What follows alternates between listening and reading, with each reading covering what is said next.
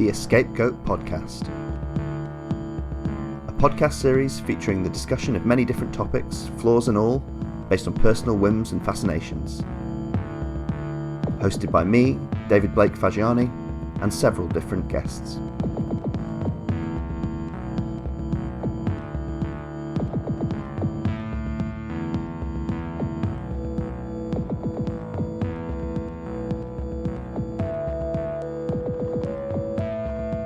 Sorry, I lost signal a bit there with you. I didn't hear what you just said. Something about you were hungover. I was quite hungover earlier, and just the passing of time has kind of sutured that wound a little bit. So, okay, right. Yeah, feel a bit fresher. I went for a walk actually. Well, that's what I did. I woke up this morning a bit hungover. Well, actually, I woke up this afternoon a bit hungover.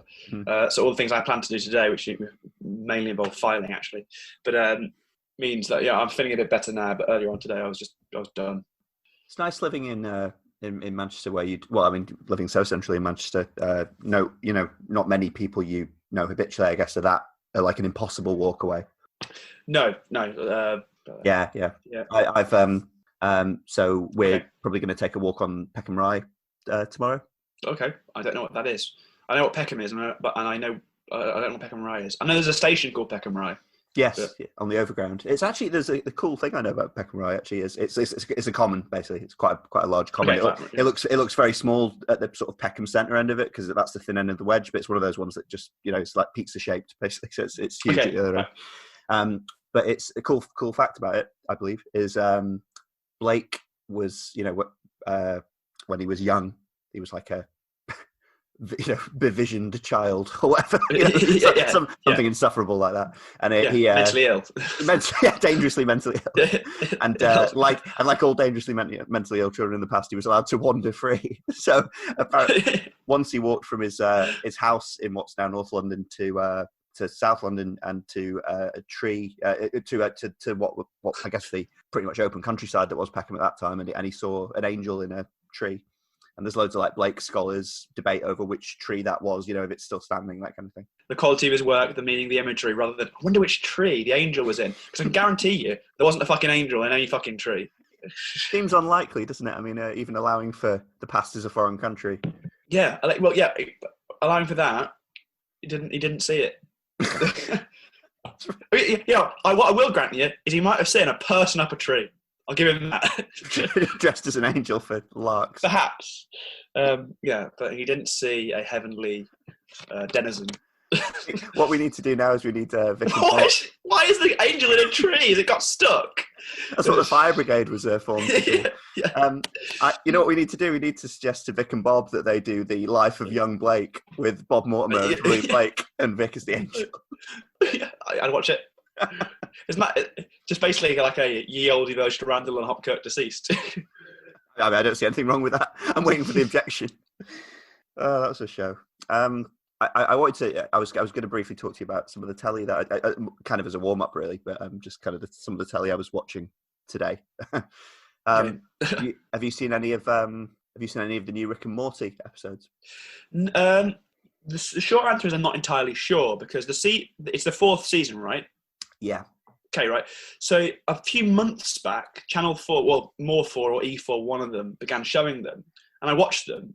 And then suddenly they just stopped showing them with no reason. I thought the season had been cancelled, whether there had been some sort of rights disputes or whether they disagreed that some of the content was a bit much. I didn't know why. There was no explanation. I couldn't find out. And then now I've noticed that E4 are really hammering home, new series of Rick and Morty. Mm-hmm. So are they going back to the beginning and showing the first four again, or are they just carrying on where they left off? Or is there a new season I didn't know about? What it is they released the first half of season 4.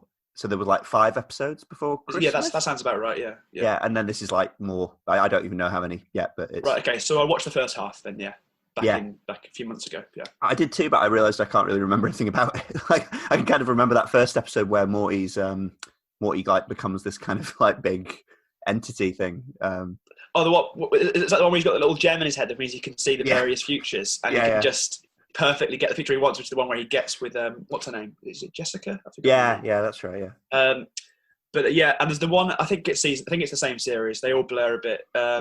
Where Rick has somewhere in the universe his own private toilet. Oh yeah, I remember. He finds that someone's used it and goes a bit mad, and it ends up basically being, again, kind of gross and then quite depressing at the end. Yeah, in a way that I imagine lots of edgelords would find deep. But yeah, I just found it funny. I didn't.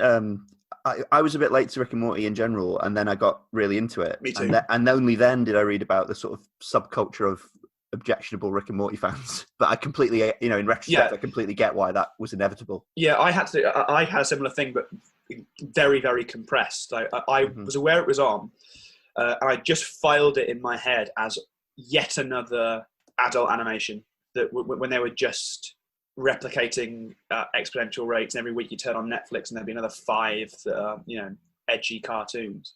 So I didn't really care, and then noticed it had become a bit of a thing, but didn't know why I didn't care. And then Claire, my friend Claire, said, actually, it's quite good, but are you aware of this reputation it's got? I went, I'm aware of nothing cultural at all. So she's like, yeah, basically it's a good show, but lots of sort of 4chan types they think they're all Rick, basically, which is basically, and everything that follows from that, that you'd imagine follows exists. So I was like, oh, really, I'm going to watch it? She's like, if you can swallow that, then do it. I did swallow it and enjoyed it. It's kind of a variant on that thing of everyone thinks they're Tim, but actually most people are Gareth. Yeah, precisely. Yeah, or a Gareth to someone anyway. Yeah, I'm not sure like what all these people who think they're Rick, who they actually are, because they're not Morty, because Morty's quite sweet and well-meaning. Yeah. What's he called? Abradolf Linkler. that's the one where they've got the Abraham Lincoln Hitler cross. That's who they are. Oh yes, they are. I forgot now. The problem is I've seen them all once because I watched it in a binge, so I don't have. I can't recall much dialogue or plot stuff. I was thinking of. I was talking to someone a while ago about this, but I was thinking that because it ran relatively concurrently as well. I was thinking that Rick and Morty is a good parallel to particularly the Capaldi era of Doctor Who, or that any era of Doctor Who really, But just with Capaldi being older and more curmudgeonly, it's a nice infinite. But I was thinking it'd be fun to take a Rick and Morty episode and a Doctor Who episode from that era and kind of character swap them. So it's the basic plot and a lot of the script beats and stuff, but you've kind of modified it. And I think one would. I don't know if you remember the Capaldi era episode "Kill the Moon," but I thought that one would work really well, partly because it's the Doctor being really emotionally abusive. Yes, that's the one where the moon is an egg, right? That's the one. Yeah. And the moral dilemma is: do you kill the last space dragon thing in the egg, which might destroy the Earth, or do you let it live? I know it caused fuss for lots of reasons. It's apparent pro-life angle, which is a bit much, and also the fact that apparently it's objectionable to really worry about the future of your species because the Time Lord likes the space dragon. Yeah, I would have nuked the fuck out of the moon. Yeah, I didn't even have to ask. Yeah, without a minute of sleep lost. That'd be fun. Okay. There's an episode, the episode of Rick and Morty I was thinking of doing the opposite with, turning into a Doctor Who episode, was the do you remember from your binge watch, there's that episode, I think it's in series 2, which is called Unity, where Christina Hendricks voices that sort of collective planet. Oh yes, the one that Rick's having a kind of affair with, quite intense. Yeah. Okay, well I didn't know it was Christina Hendricks that did the voice, so I'm now going to rewatch it differently. Yeah, of course, yeah.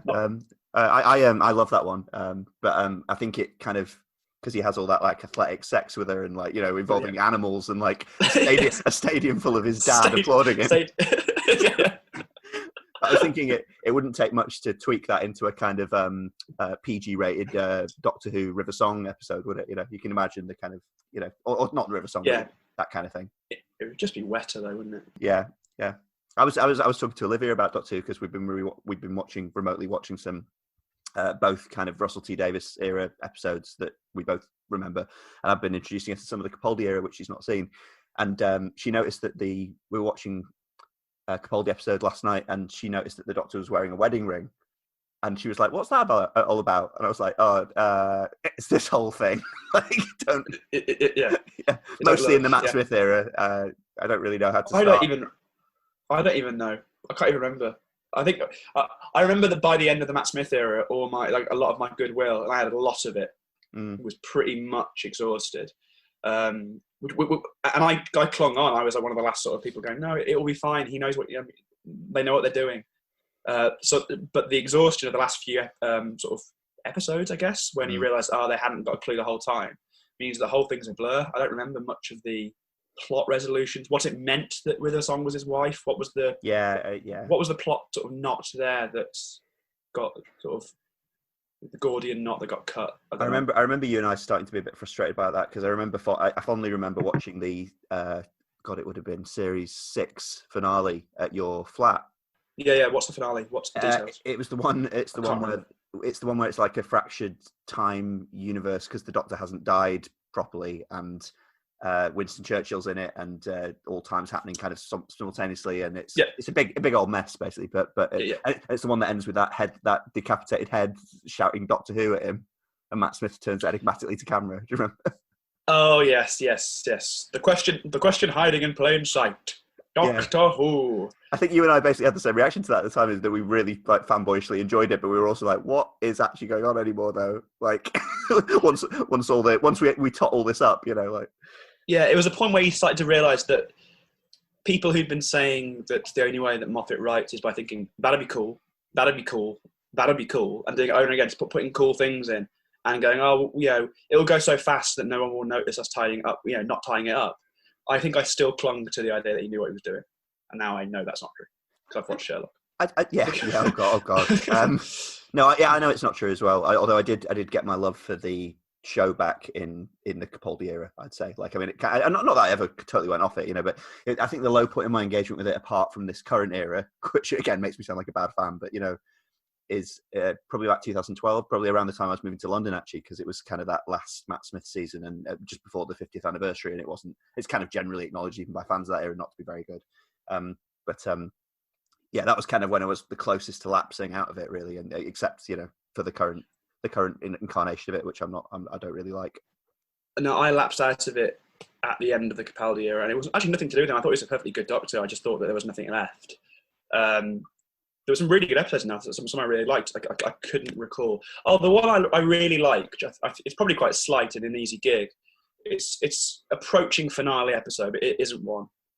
The one where he's sort of in a weird sort of prison that keeps resetting, and then eventually works out each time why he is why he's seen all the things he's seen. And basically he gets killed. He gets killed every time and reincarnated. Yeah, Heaven Sent is the episode you're talking about. Yes, I did enjoy that. I thought that was quite clever, and it has sort of a lightness of touch. I thought it didn't wear its sort of cleverness too heavily, or it knew what it was. And I liked that. But by the end, when it was sort of resetting, I hadn't watched any of the new ones, which I know makes me sound like some ghastly misogynist who was gutted that the Doctor became a lady Doctor. But that isn't true. That isn't true. I'm just curmudgeonly for other reasons. Yeah. You can be curmudgeonly for a number of overlapping, layered reasons. It wasn't that she was a woman. It was the diverse companions that bothered me. Yeah, of course. I just committed a cut. Oh, you've gone funny again. Yeah, I lost you for a second there as well. The signal, not the you're not funny. Yes, just to make that clear. One other bit of telly I was watching was, have you seen any of that Normal People that's all the rage? Yeah, I know it exists and that it is all the rage, and that certain people I work with are watching it, and I have basically no interest. It looks like a sort of Saturday night drama that the BBC have made, which sounds like kryptonite to me. It's kind of, it has elements. Yeah, I see what you mean. It has elements of that. It's quite atmospheric. It's quite the two like romantic leads are very good, and it's very like it's very well, not nostalgic exactly, because it was a bit of a mixed bag for me, but it reminds me of Sixth Form quite well. Like it's very evocative of that stage. Although it's set in Ireland, like near Sligo. I think it's in Sligo. This is just me sat back where I've been for all the recordings so far. So okay, yeah, I can hear you perfectly now. It's just the video's a bit laggy, but that's not the end of the world. Okay, cool. Maybe that's improved things. It's strange, isn't it? Our flat, even just within it, like most people's flats, has really odd kind of perhaps concrete. I don't know what's going on, but well, I've told you before to stop insisting on sitting inside that Faraday's cage. Just metal wires everywhere. It's a deal breaker. Yeah. Deal breaker for me. I actually record inside, that room that Magneto's kept in X-Men. The plastic square thing, a cube thing, yeah. Which is funny because I live in Cerebro. One podcast I might do in the future is because this is vital cultural conversation of the moment, is why X-Men 3 isn't as bad as everyone says it is, because I'm a defender of that movie. Oh, well, I don't remember it. Well, I only remember not enjoying it and going, that was a mess. Oh yeah, and of course I remember I'm Juggernaut, bitch. That's not great. That's not great. Everyone remembers that bit inconveniently. It's got my favourite moment in any of the X-Men movies in it, which is the bit where, I think I've talked to you about this before, but the bit where, in all seriousness, like the bit where Magneto is on the run with the villains basically, and Mystique's with him, and she gets shot by one of the cure darts. Yes. And she just like instantly turns back into a normal naked woman, basically. A regular naked woman.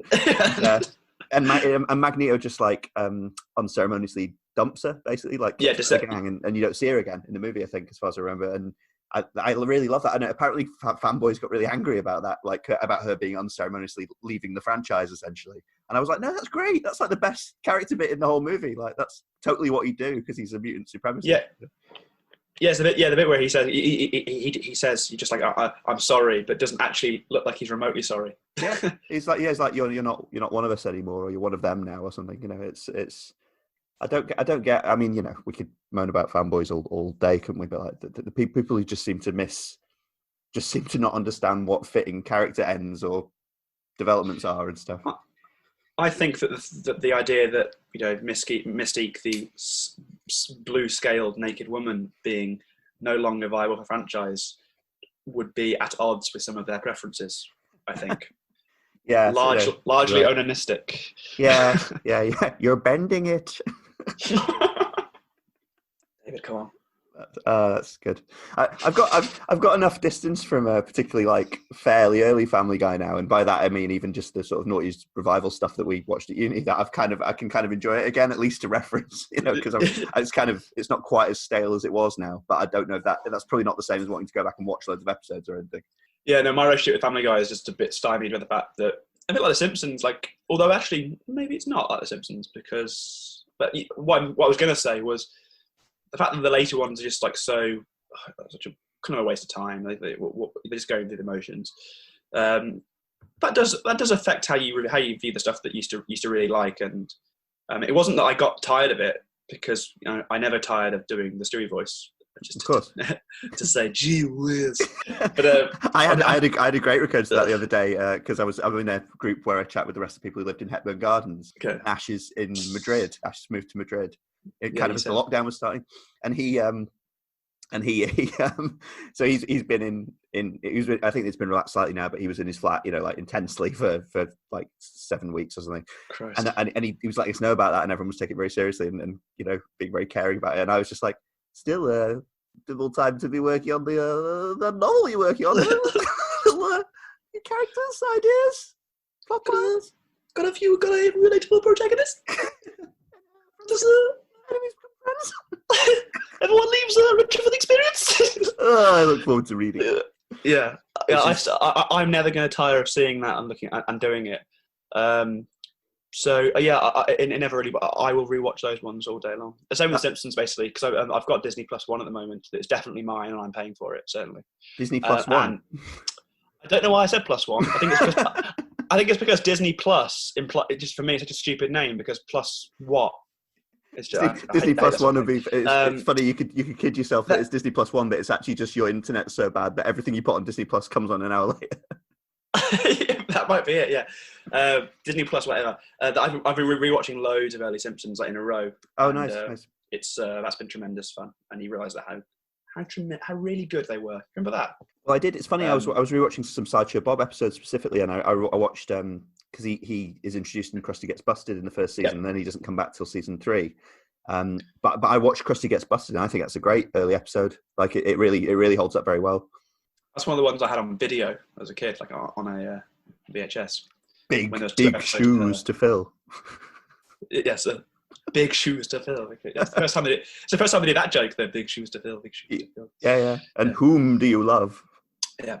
Just Kelsey Grammer from that very early start. You know, when he's like reading, what's he reading to them? It's not War and Peace. It's something like that. He's like, the distant guns of the 3rd Brigade. He like shuts the book really solemnly. Yeah, all the kids like are just staring like with their mouths open.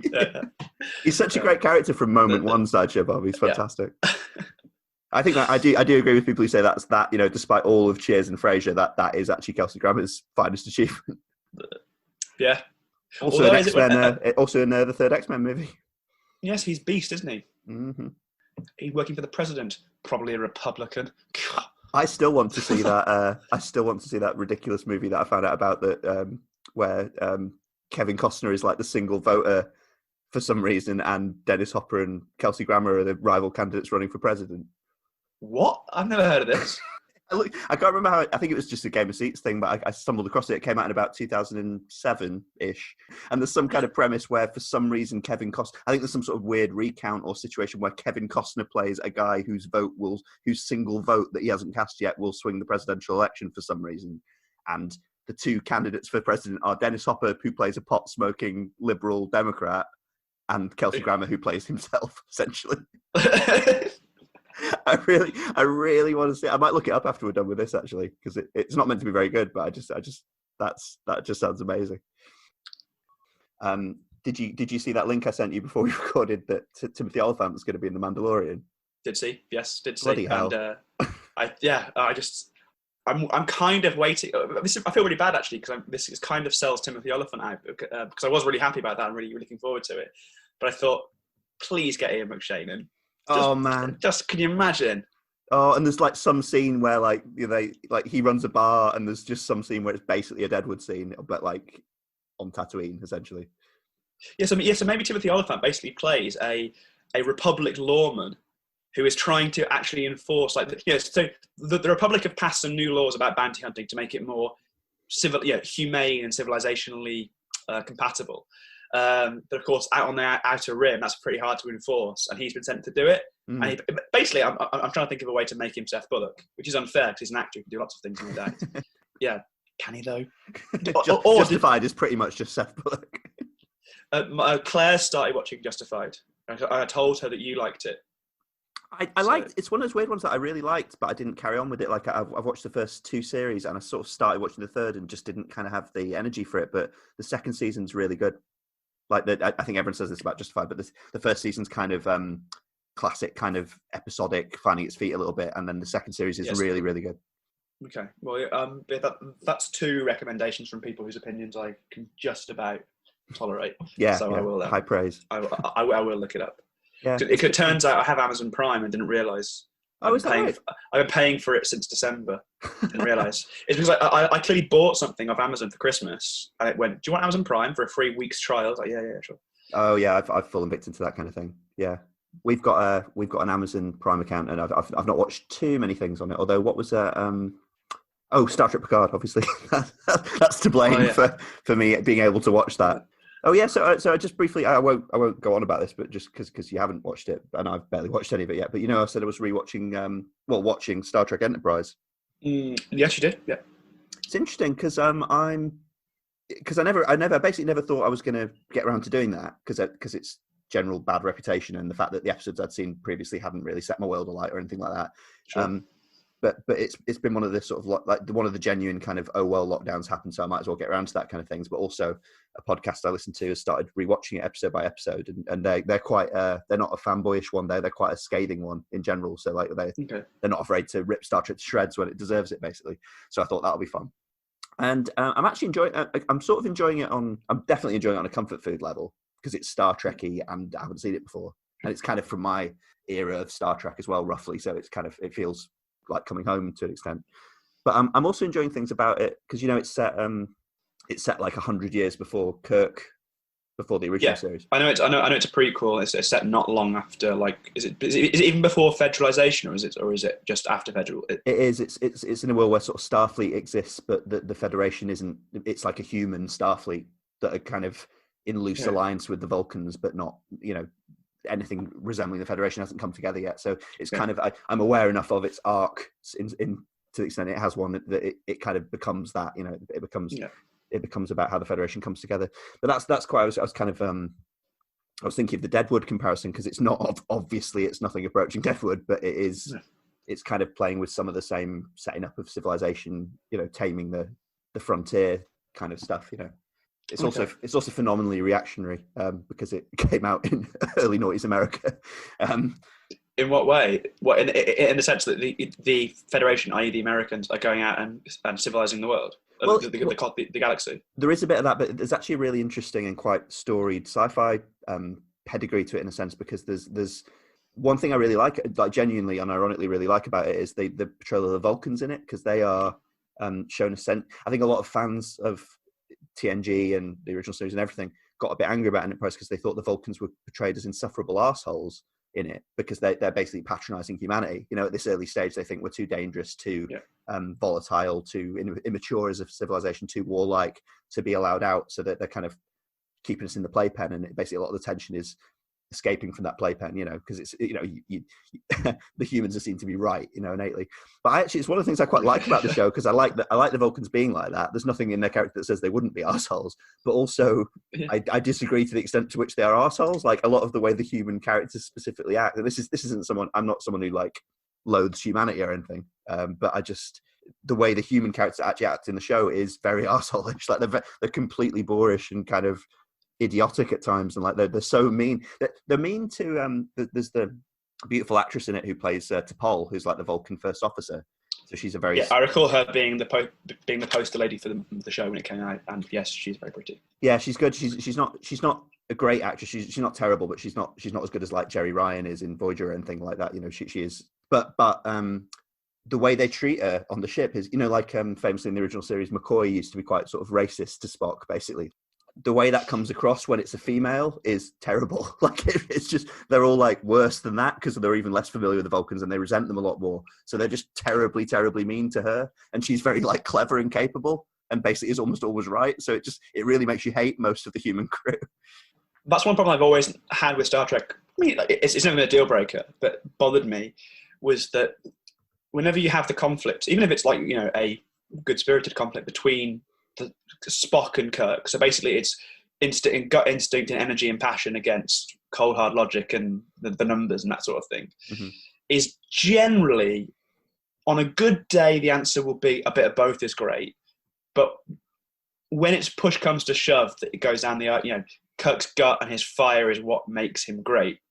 And I don't buy that. I want Spock to be right. I want more people to be cold and rational and emotionally arid, but well, people, I mean, the Vulcans always had this problem baked into them, I think, which is that from like 66 onwards, where I just, not to be snobbish about it, but I just don't think Gene Roddenberry, for all his other faults, I just don't think Gene Roddenberry understood what logic meant.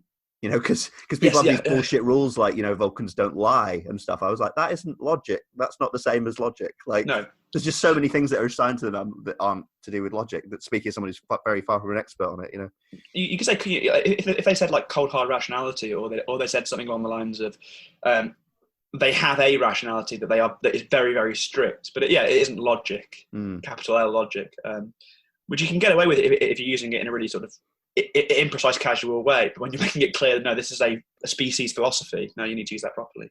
There's a lot of kind of push-pull resentment, I think, admiration and resentment of and towards the Vulcans baked into Star Trek from that early stage. And I think do you remember I was talking to you earlier about the Vulcans being kind of like, I was wondering basically if Roddenberry had read, was a Tolkien fan because he feasibly could have been, obviously at the time, but like because they do obviously visually, but they do remind me of the use of the elves in that sense.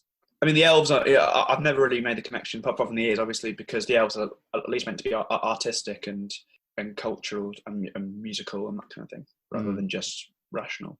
But I don't think there's much of a sense that they're meant to be a particularly rational species. The elves, they're just smarter and wiser than humans. That's always, they're wiser. That's the only thing you ever hear. I suppose there's the longevity thing as well, isn't it, that the Vulcans inherit? Do they? I don't know. Oh yeah. The Vulcans live like hundreds of, like, I think like an average Vulcan lifespan is about 200 years, kind of thing. Okay, fine. So Spock is like that's why Spock's in like a Next Generation episode. He like crops up, and he's like not visibly much older than he was, you know.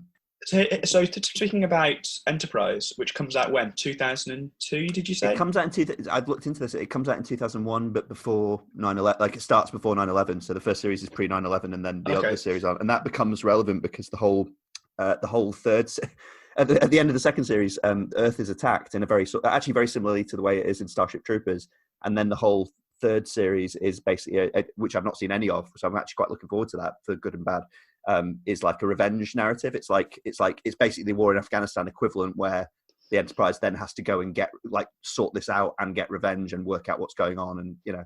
Which leads to my question, which I don't think works now. I know the dates, but is the antagonism between the haughty, aloof, more advanced culturally, and more just older civilization that is the Vulcans, is there tension with the humans, the brash, young, full of, they get things done, damn it.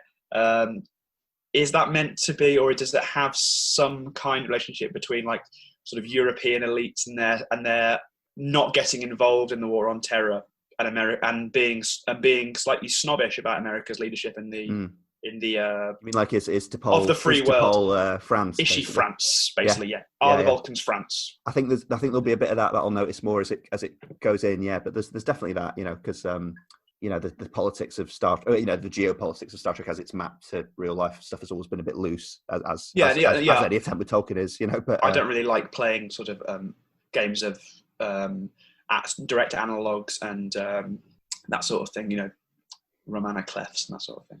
Mm-hmm. I'm just pretending I know what that word means. A novel of the key, where so novels where a bit like Animal Farm, where Snowball's Trotsky, Napoleon Stalin, the dogs are the secret police, Boxer is the proletariat. Everything has a direct analogue. The windmill is an analogue for the pedestrianisation of Norwich City Centre.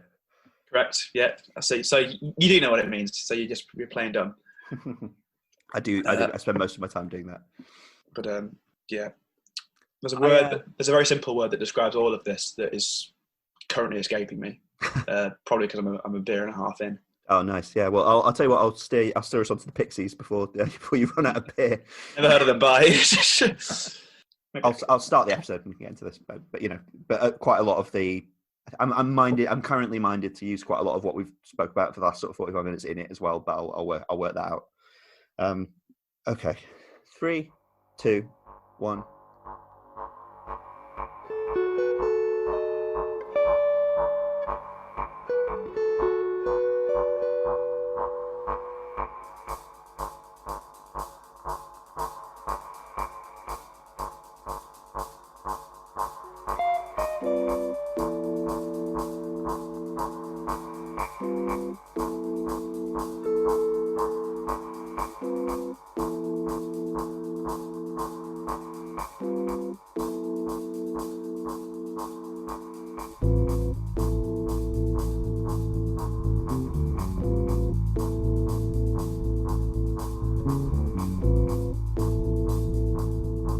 Welcome to the EscapeGoat podcast, episode 8. And I'm very glad to welcome back to the podcast Richard Gilbert. Hi, Rich. Hi, David. How are you? I'm all right. Yeah, I'm pretty good. Feeling quite chipper. Yeah. It's weird, actually, that recording quite a lot of these podcasts in relatively quick succession. It is becoming a little bit of a status update, I think, for all of us. The sort of usual niceties of podcasting etiquette. How are you doing? How are you coping? Have actually become quite a serious question. Well, you are the last human being I spoke to, so yeah. The last time I did this was the last time I saw another human. So. Well, actually, I'm sorry to break it to you on air, as it were, but I am actually the last other person. I'd begun to get that impression. Your relentless status updates on Facebook. Yeah, it's like I Am Legend, Yes. I've asked Rich on the show today to discuss a number of things, and we have rambled a bit already, but I really wanted to talk to Rich about the American alt rock group the Pixies, who I'm sure most of our listeners are at least aware of. And partly to do this because we've not had a music or band focused episode yet, and I know the Pixies are something that Rich is very passionate about, and so am I. And I thought this would give us a good opportunity to chat about something where we have quite a lot of shared ground and knowledge. So let's see how that goes. Yes. Good luck. Yeah, I mean, another reason I thought the Pixies would be a good pick was their discography, at least the part that we'll be mostly focusing on, which is the kind of the classic era of the Pixies, basically, which is it's from like 1987 to 1992, really, isn't it? That's I think the first sort of the purple tape thing was about 86, 87. Yeah. Right. Yeah. And Trompe, we're ending with the release and of Trompe Monde and their subsequent breakup in 92. I think it was 92, 93. 93. It's around then, yeah. I don't know. Good start. Yeah, I mean, great start. Really knocking it out of the park with this one. So yeah, it's quite a focused period of their career, and it's to aid this podcast. What I think both Rich and I have done is have a re-listen back to the discography. I've basically been listening to roughly an album or EP a day for the last sort of 6-7 days, and it's been really fun. I just wanted to start off the conversation by asking you, Rich, when you first heard the Pixies. Mid-teens, 14, 15, around then. It was it was two goes that got me into them. One was sort of abortive, much younger. I'd have been about 11 or 12. So around that time when I first got into music that wasn't my parents, I used to be embarrassed by this, but I'm not anymore. I was so young. But it was like that sort of new metal boom around the late 90s, early 2000s. Absolute dog shit. But I was 13, so who cares? And you're trying to build a little inventory of bands in your head that are subversive and edgy, and you don't know what you're doing. Like I came from a part of the world that I had no, Solihull, where I'm from, is not somewhere where I could go and see cool bands regularly. It was pretty much middle class culture pit. I'm sure that's quite harsh, but it felt like it anyway. So I was kind of winging it. And a friend of mine, they had sort of unheard that Nirvana, who was, even though they weren't by any stretch a new metal band, but they were cool enough to be listened to. They were played on Kerrang radio, so that was enough. They liked a band called the Pixies. So somebody bought a Pixies album, and it would have been that Surfer Rosa, Come On Pilgrim, like double the CD release where they're both together. And it didn't do it for us. We just thought it was like, it wasn't, because its production is kind of weird and scratchy, and it's just sort of strangely produced. And it wasn't, because whereas new metal at the time was sort of hyper produced crap. We thought there was a mistake. Like, this is a bad piece. This is a bad record. So we never went back to it. But we would have been about 12. So I'll forgive us. And then a few years later, when I come out of all that and realised that I'd outgrown Limp Bizkit at the age of 14. Well, I've seen you jump around to break stuff on a few occasions. I don't think it ever completely leaves you. It's like the coronavirus, Yeah, no, it is like having some sort of parasite. But yeah, I'm getting into what I understood to be called alternative rock or indie rock. They were one of the few American bands that regularly featured on Indie Rock Music Press best of lists. So if you bought the NME in 2003, and they were doing one of their very regular 100 greatest albums of all time, you would see Pixies records on there. Even though a notable feature of them would be the lack of American music, relative lack.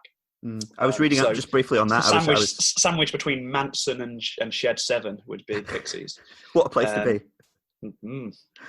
So yes, I bought Doolittle and Surfer Rosa, which are the two that really constantly featured, and love them, and still do, obviously, like anyone who likes alternative rock. My experience with the Pixies, because I was actually, like with most of these recollections, I was trying to struggle to put together some sort of chronology of it, because with things like that you listened to more than half your life ago, they're just so ingrained, aren't they? I think common to a lot of people roughly my age, that probably the first time I properly heard the Pixies was when they used "Where Is My Mind" at the end of Fight Club. I think that's another reason that the new metal kids, or people who are like the Kerrang gang, around that time, because Fight Club was such a cool film, and particularly for kids, for teenagers. I think that's another thing that basically put them in the radar, on the radar of the Kerrang kids. Like, again, we rejected it pretty soon after that. But it's probably more of a gradual curve than I'm making it out, rather than it being sort of this discrete units of time. Yeah, of course. Yeah, I specifically had one of those Film 4 soundtrack CDs, you know, and I think whereas my mind, I would have seen the movie about the same time, but maybe even before I'd seen the movie. Whereas my mind is on one of those from Fight Club, attributed to Fight Club, you know. And then what happened was, because that was probably when I was about 14-ish, and then there was a couple of years until I actually got around to buying a Pixies album, because I was a Nirvana fan and I'd read enough about Nirvana to hear Kurt Cobain talking about them, you know, and all that kind of backsourcing stuff, you know. And then I think that I'm correct in saying the first I'm definitely right in saying this. The first Pixies album I bought, and this is because it was very cheap at HMV, it was like one of those, you know, 2 for a fiver kind of things, was the Pixies live at the BBC. And interestingly, that's not one I've re-listened to this week, except for a couple of scattered YouTube tracks, because it's not on Spotify, that one. But it's basically quite a lot. We'll get into this when we talk particularly about the Bossanova and Trompe Monde, but quite a lot of my favourite Pixies tracks are actually just from that album. So some of the album tracks, actually, in my mind at least, suffer in comparison, because I absolutely love that, because it was such a great entry as well, because I was like you, I was a Beatles fan from an early age, and I just recently got into David Lynch movies, like maybe about a year before that. So the fact that the Live at the BBC album it starts with their cover of Wild Honey Pie and ends with the Lady in the Radiator song. Okay, right, yeah. I've not listened to their BBC sort of. Is it all Peel sessions? Is it? It's, I believe, all Peel sessions. Yeah, that's where they don't really brand it that way, but that's where they're sourced from. Yeah, it was. I own that, but on CD, and obviously I live away from home now, so this is my home, I guess. But so I've not really listened to that in years. I forgot they'd done a cover of Wild Honey Pie. But Lady in the Radiator song is on. Pretty sure that's on Purple Tapes, which I do have a copy of somewhere. I believe it is in this flat. No, because I think that basically the Purple Tape is just the Come On Pilgrim and others. I think the others bit is available on Spotify. So I've listened to that recently. Yeah, I think apparently, because I did in general for this podcast, what I did was I kind of did most of the re-listen, and then I forced myself not to read up much about them, because I was trying to sort of approach them afresh, but also I realised towards the end of the re-listen there's actually a bunch of stuff that if I ever knew about the Pixies I'd forgotten, especially like the more sort of career, you know, progression stuff, and a lot that I just had never read. So I basically had a big reading session last night and kind of pieced together some of this stuff in my head. The Purple Tape. The Purple Tape. Quite sensible. Yeah. Well, it helps, especially biographically. One thing, by the way, I meant to mention one thing that I'll be doing throughout this podcast, if you're all right with it, is just referring to Black Francis as Frank Black, just because I'm more used to calling him that. Yeah, that's fine with me, as long as you don't mind me calling him Black Francis and occasionally Charles Thompson IV. Just thought we'd set out the ground rules, you know. Or occasionally the Stay Puft Marshmallow Man. I might call him that occasionally. Yeah. I did listen to Teenager of the Year earlier today, by the way, while making lunch on your recommendation. What did you think? Because I think it's tremendous. It's good. I think it's kind of not it's not gripped me on that very first listen as, like, you know, a favourite, but I'm sure you heard it many years ago. It's because I think it's because there's so much, and I think it's top ended and back ended. So there's a bit in the middle. There's about probably about 10 songs in a row in the middle, which are all a bit.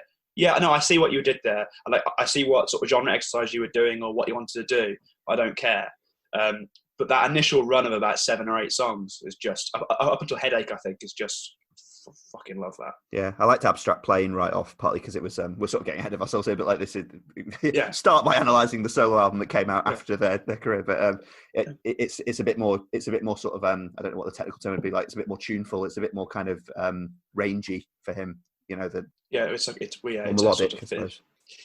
Yeah, it feels like a proper song with a chord progression and a chorus and a verse and that kind of thing, and it sort of sticks to its style rather than being as skittish as the other ones are. But I like the skittishness. Well, I liked it when I listened to it. It was exactly what I wanted when I first heard it, which is quite late. I reckon early mid-20s. It doesn't matter. But I was talking to you before about getting the BBC CD. That was probably when I was about 16, I think. And after that, I moved kind of sort of gradually, but mostly over the sort of next 2 years into listening to most of their then work, because this would have been in like 2002-3, and obviously it was kind of case closed on the Pixies at that stage, wasn't it? You know, they were just before their reunion, which has kind of been fairly, you know, they've been fairly steadily gigging now since about 2004, I think. Yeah, I think the boring note on that is they've been together now longer than they were together first time. Oh, is it one of those situations? Yeah, that's weird. Yeah, because it was like we said, like 5-6 years first time, and now it's nearly 10. Well, it's 15. If it was 2005 to come back, it must have been, because I saw them live in 2005. I saw them in 2004, so it must have been. Maybe it was 2004. Yeah, it was either 2004, 2005. I've got a T-shirt somewhere with a date on. I'll check. I think I've told you about this before, but I ended up seeing them at Lancashire County Cricket Club, or Old Trafford. Well, that would have been heavenly. Yeah, it was good. It was weird actually, because it was for people who know Manchester at all. I think Old Trafford Cricket Club has had a bit of a scattered history in the last 2 decades for being used as a music venue as well. I think they've stopped doing it now because of local complaints. No, they haven't. They still do it. Oh, is that right? Yeah, I'm fairly sure they still do it. Yeah, unless it's a really recent in the last 12 months sort of right thing. Then I'm fairly sure that there's like a Beyonce gig there or something. Well, it's where actually you might be right, because it's where the post Manchester bombing concert happened, isn't it? Yeah, in 2017. Yeah. The Ariana Grande one. So in summer 2003, I saw REM there alongside a few other people, and then in 2004 I saw the Pixies there, and that's the first time I've seen them. I've ended up seeing them kind of tangentially. This is like the same way I've seen the Buzzcocks, because I've seen the Buzzcocks about 5 times, and it's never been deliberately. I've never like tried specifically to go to a Buzzcocks gig. It's always been, and this shows you part of what growing up in Manchester's like.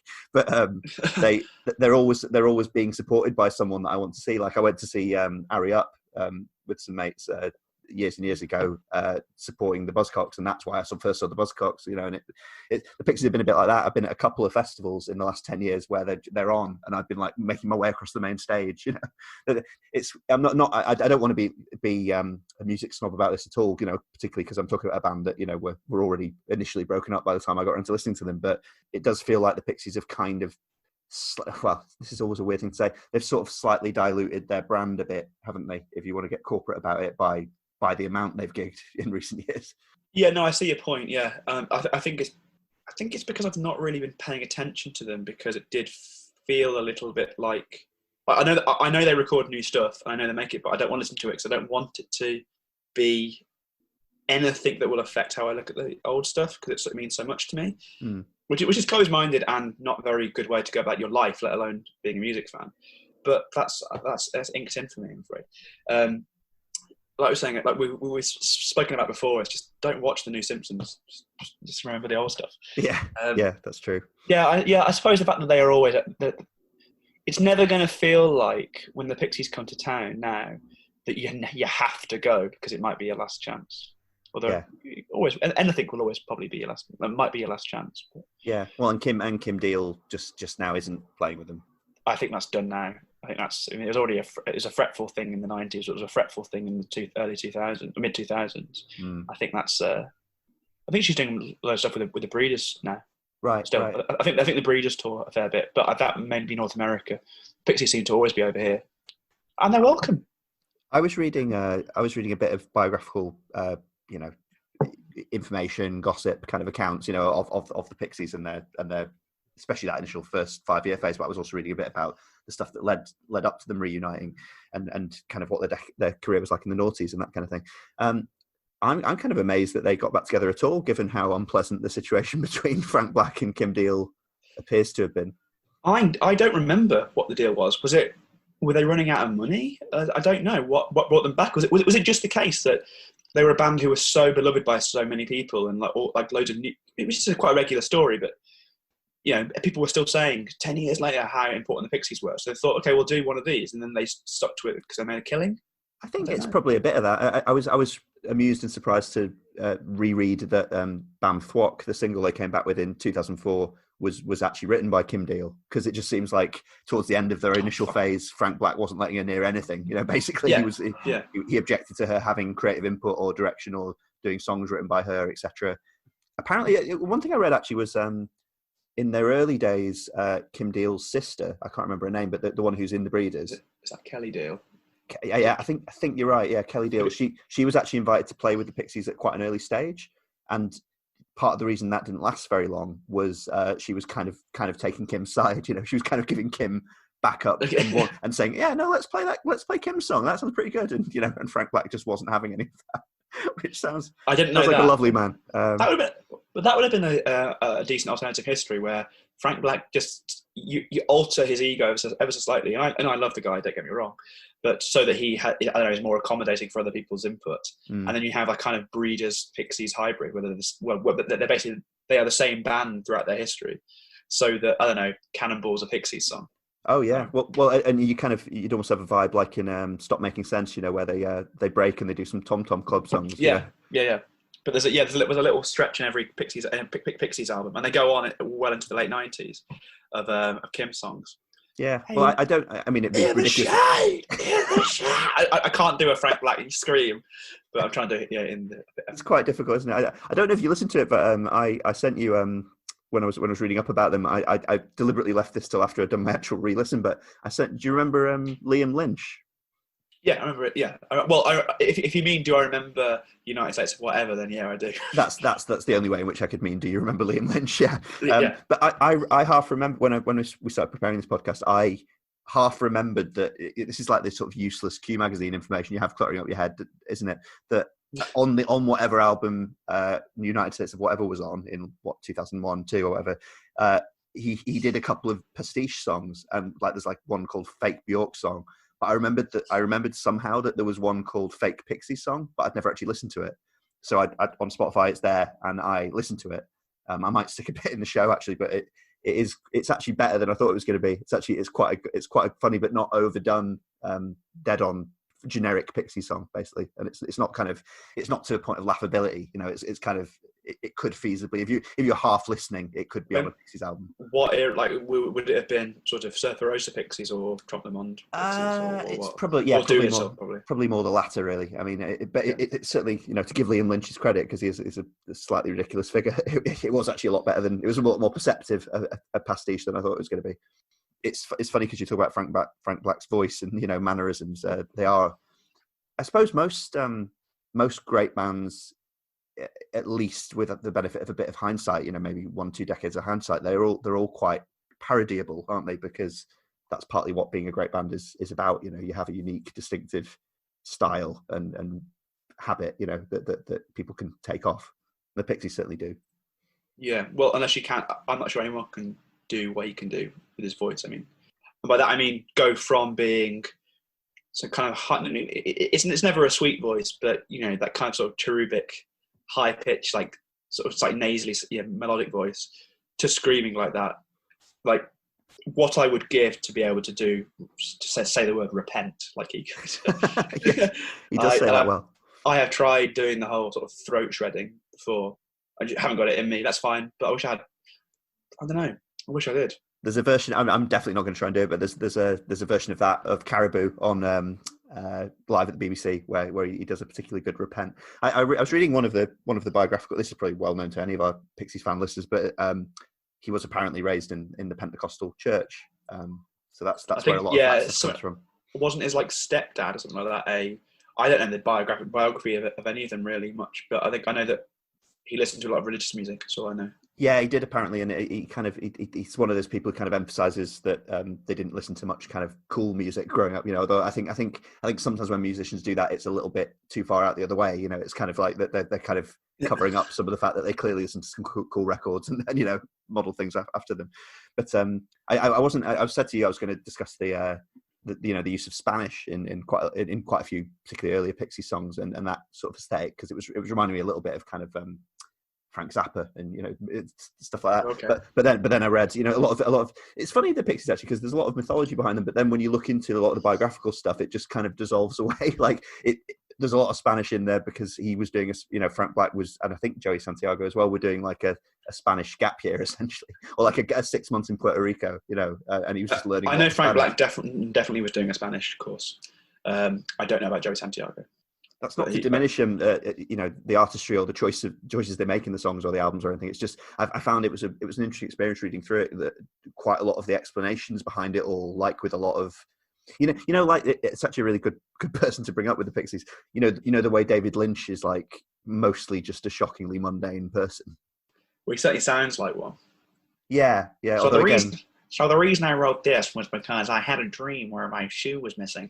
I don't know. That's just my David Lynch voice. I can't. It doesn't sound like him, but that's the best you're going to get.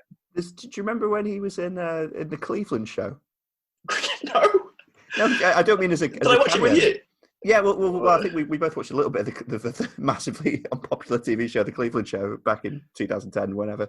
That long ago? Oh, I think so. We would have been watching something at Edinburgh. We would have been Edinburgh, wouldn't we? Yeah. Christ. Yeah. But no, and I'm not talking about an episode where David Lynch was like a cameo or whatever, or playing himself or whatever. He played the bartender on The Cleveland Show, like, on most episodes. This is a non sequitur, but did you watch that fairly recent David Lynch short film? I forget what it was called, with the little monkey. It was really fun.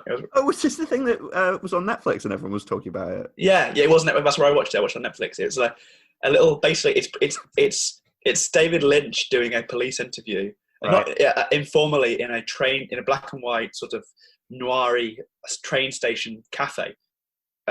He's caught him, the detective Lynch playing it, has caught up with the suspect.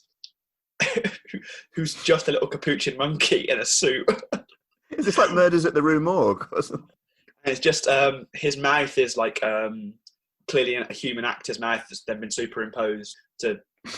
I don't know whether the recording is of what the monkey says is some sort of found footage that he's then reused, or whether actually it's scripted dialogue that an actor's doing. I don't know.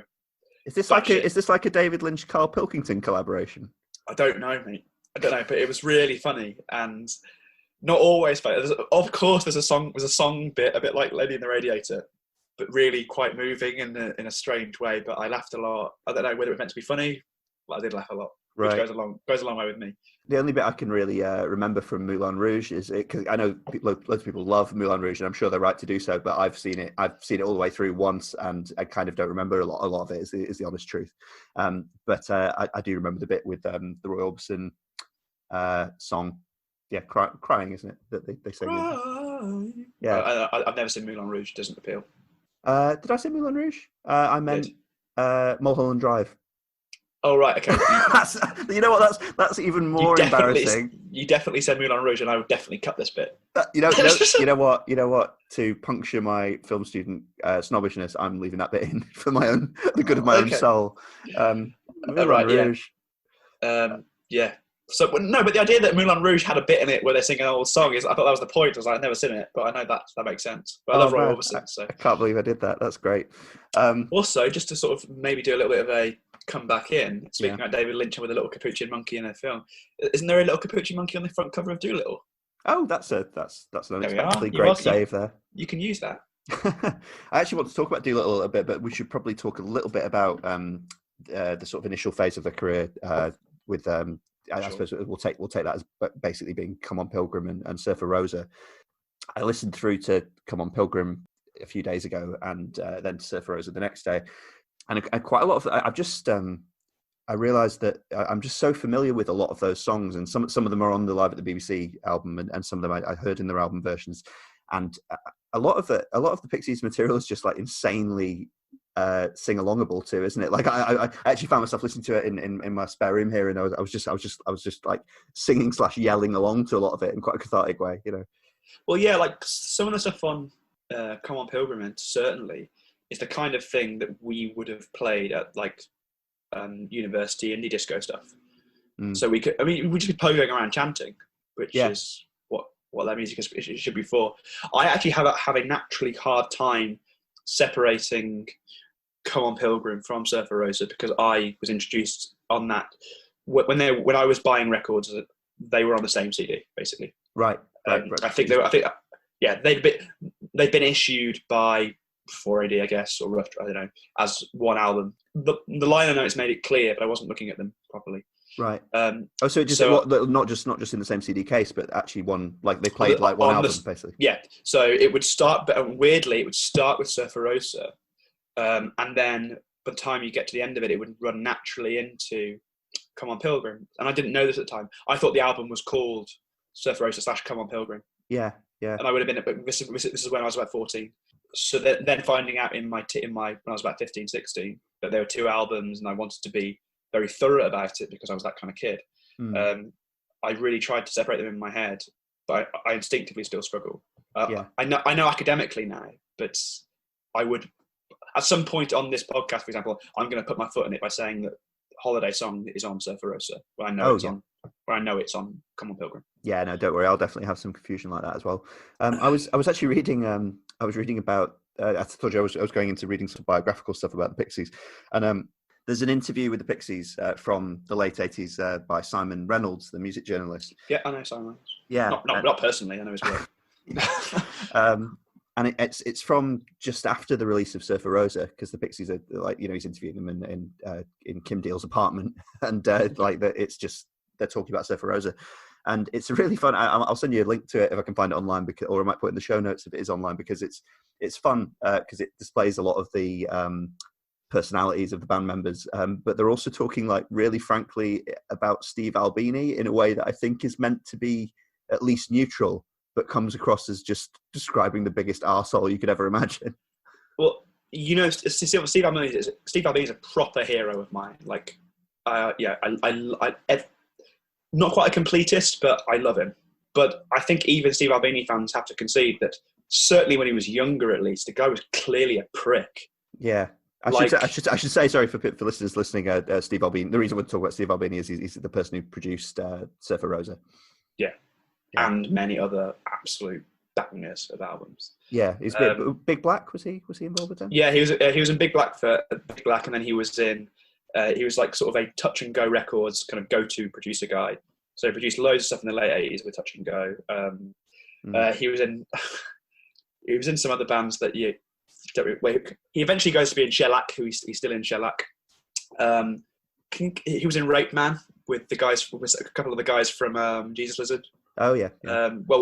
Before they were in Jesus Lizard, when they'd gone out from Scratch Acid to be in Jesus Lizard. Anyway, that name's aged well. Yeah, great album by probably the worst name of all time. Yeah. Did Steve? Obviously, we were talking about Nirvana before. That Steve Albini did produce In Utero, didn't he? In Utero, but he didn't do the famous version of Heart Shaped Box, because when they wanted to release that as a single, I don't know whether it's the Nirvana themselves or the record company wanted something a bit more Nevermindy. Right, I guess. So that's why you got the slightly more reverby, spacious version of Heart Shaped Box, but that's on the album. But you can dig out the Albini version of Heart Shaped Box, and it's obviously better. Yeah, one of the things the Pixies talk about in that interview in sort of '88 or whatever, when having just recorded Surfer Rosa or just released it, they talk about Steve Albini being, like his dynamic in the studio, basically just being to make everything. I can't remember the terminology they used, but apparently he was admonishing them if they weren't on full throttle for making things that sounded quote pussy, and he was talking about things being, he was trying to make everything ultra. I guess masculine or intense or whatever. It's strange. Like people say like ultra masculine, but if you see the guy, he's like sort of he's a scrawny fella. I think he just wanted everything to be up to 11 to like to be like a middle finger to the establishment. Like I think he saw the Pixies. I should have more reading about this. I've got some books about the Pixies somewhere. I think he saw them as like corporate sellouts because they were remotely concerned about their songs being popular. Right, listenability and melody. That makes you a corporate shill, and he was against that. But I understand also that he, as a producer, wants next to no input creatively because he thinks it's the band's job. Right. That's why he accepts no royalties. That he thinks the producer's job is to be a conduit for the band's vision, and not be somebody who says you should do this, you should do that. So I think he's pretty hands off in that respect, creative respect.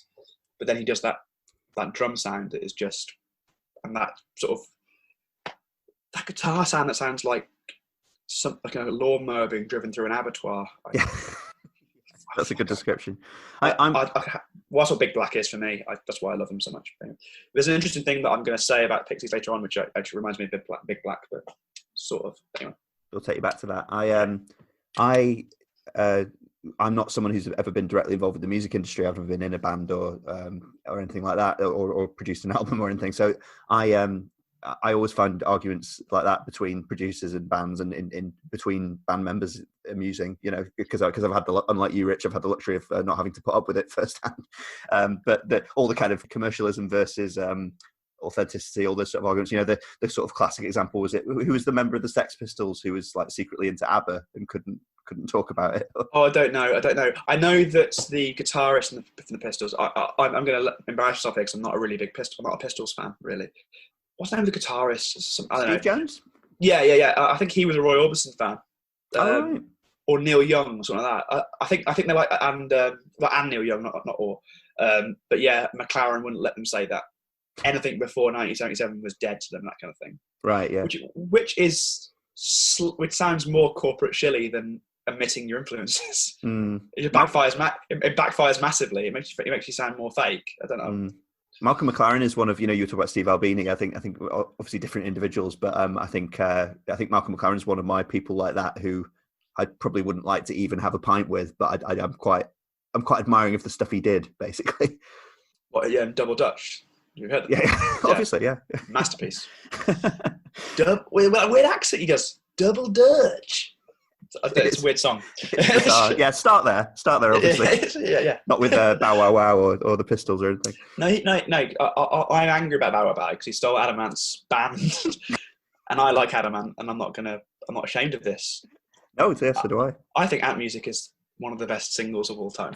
Oh, me too. Well, yeah, seconded very much.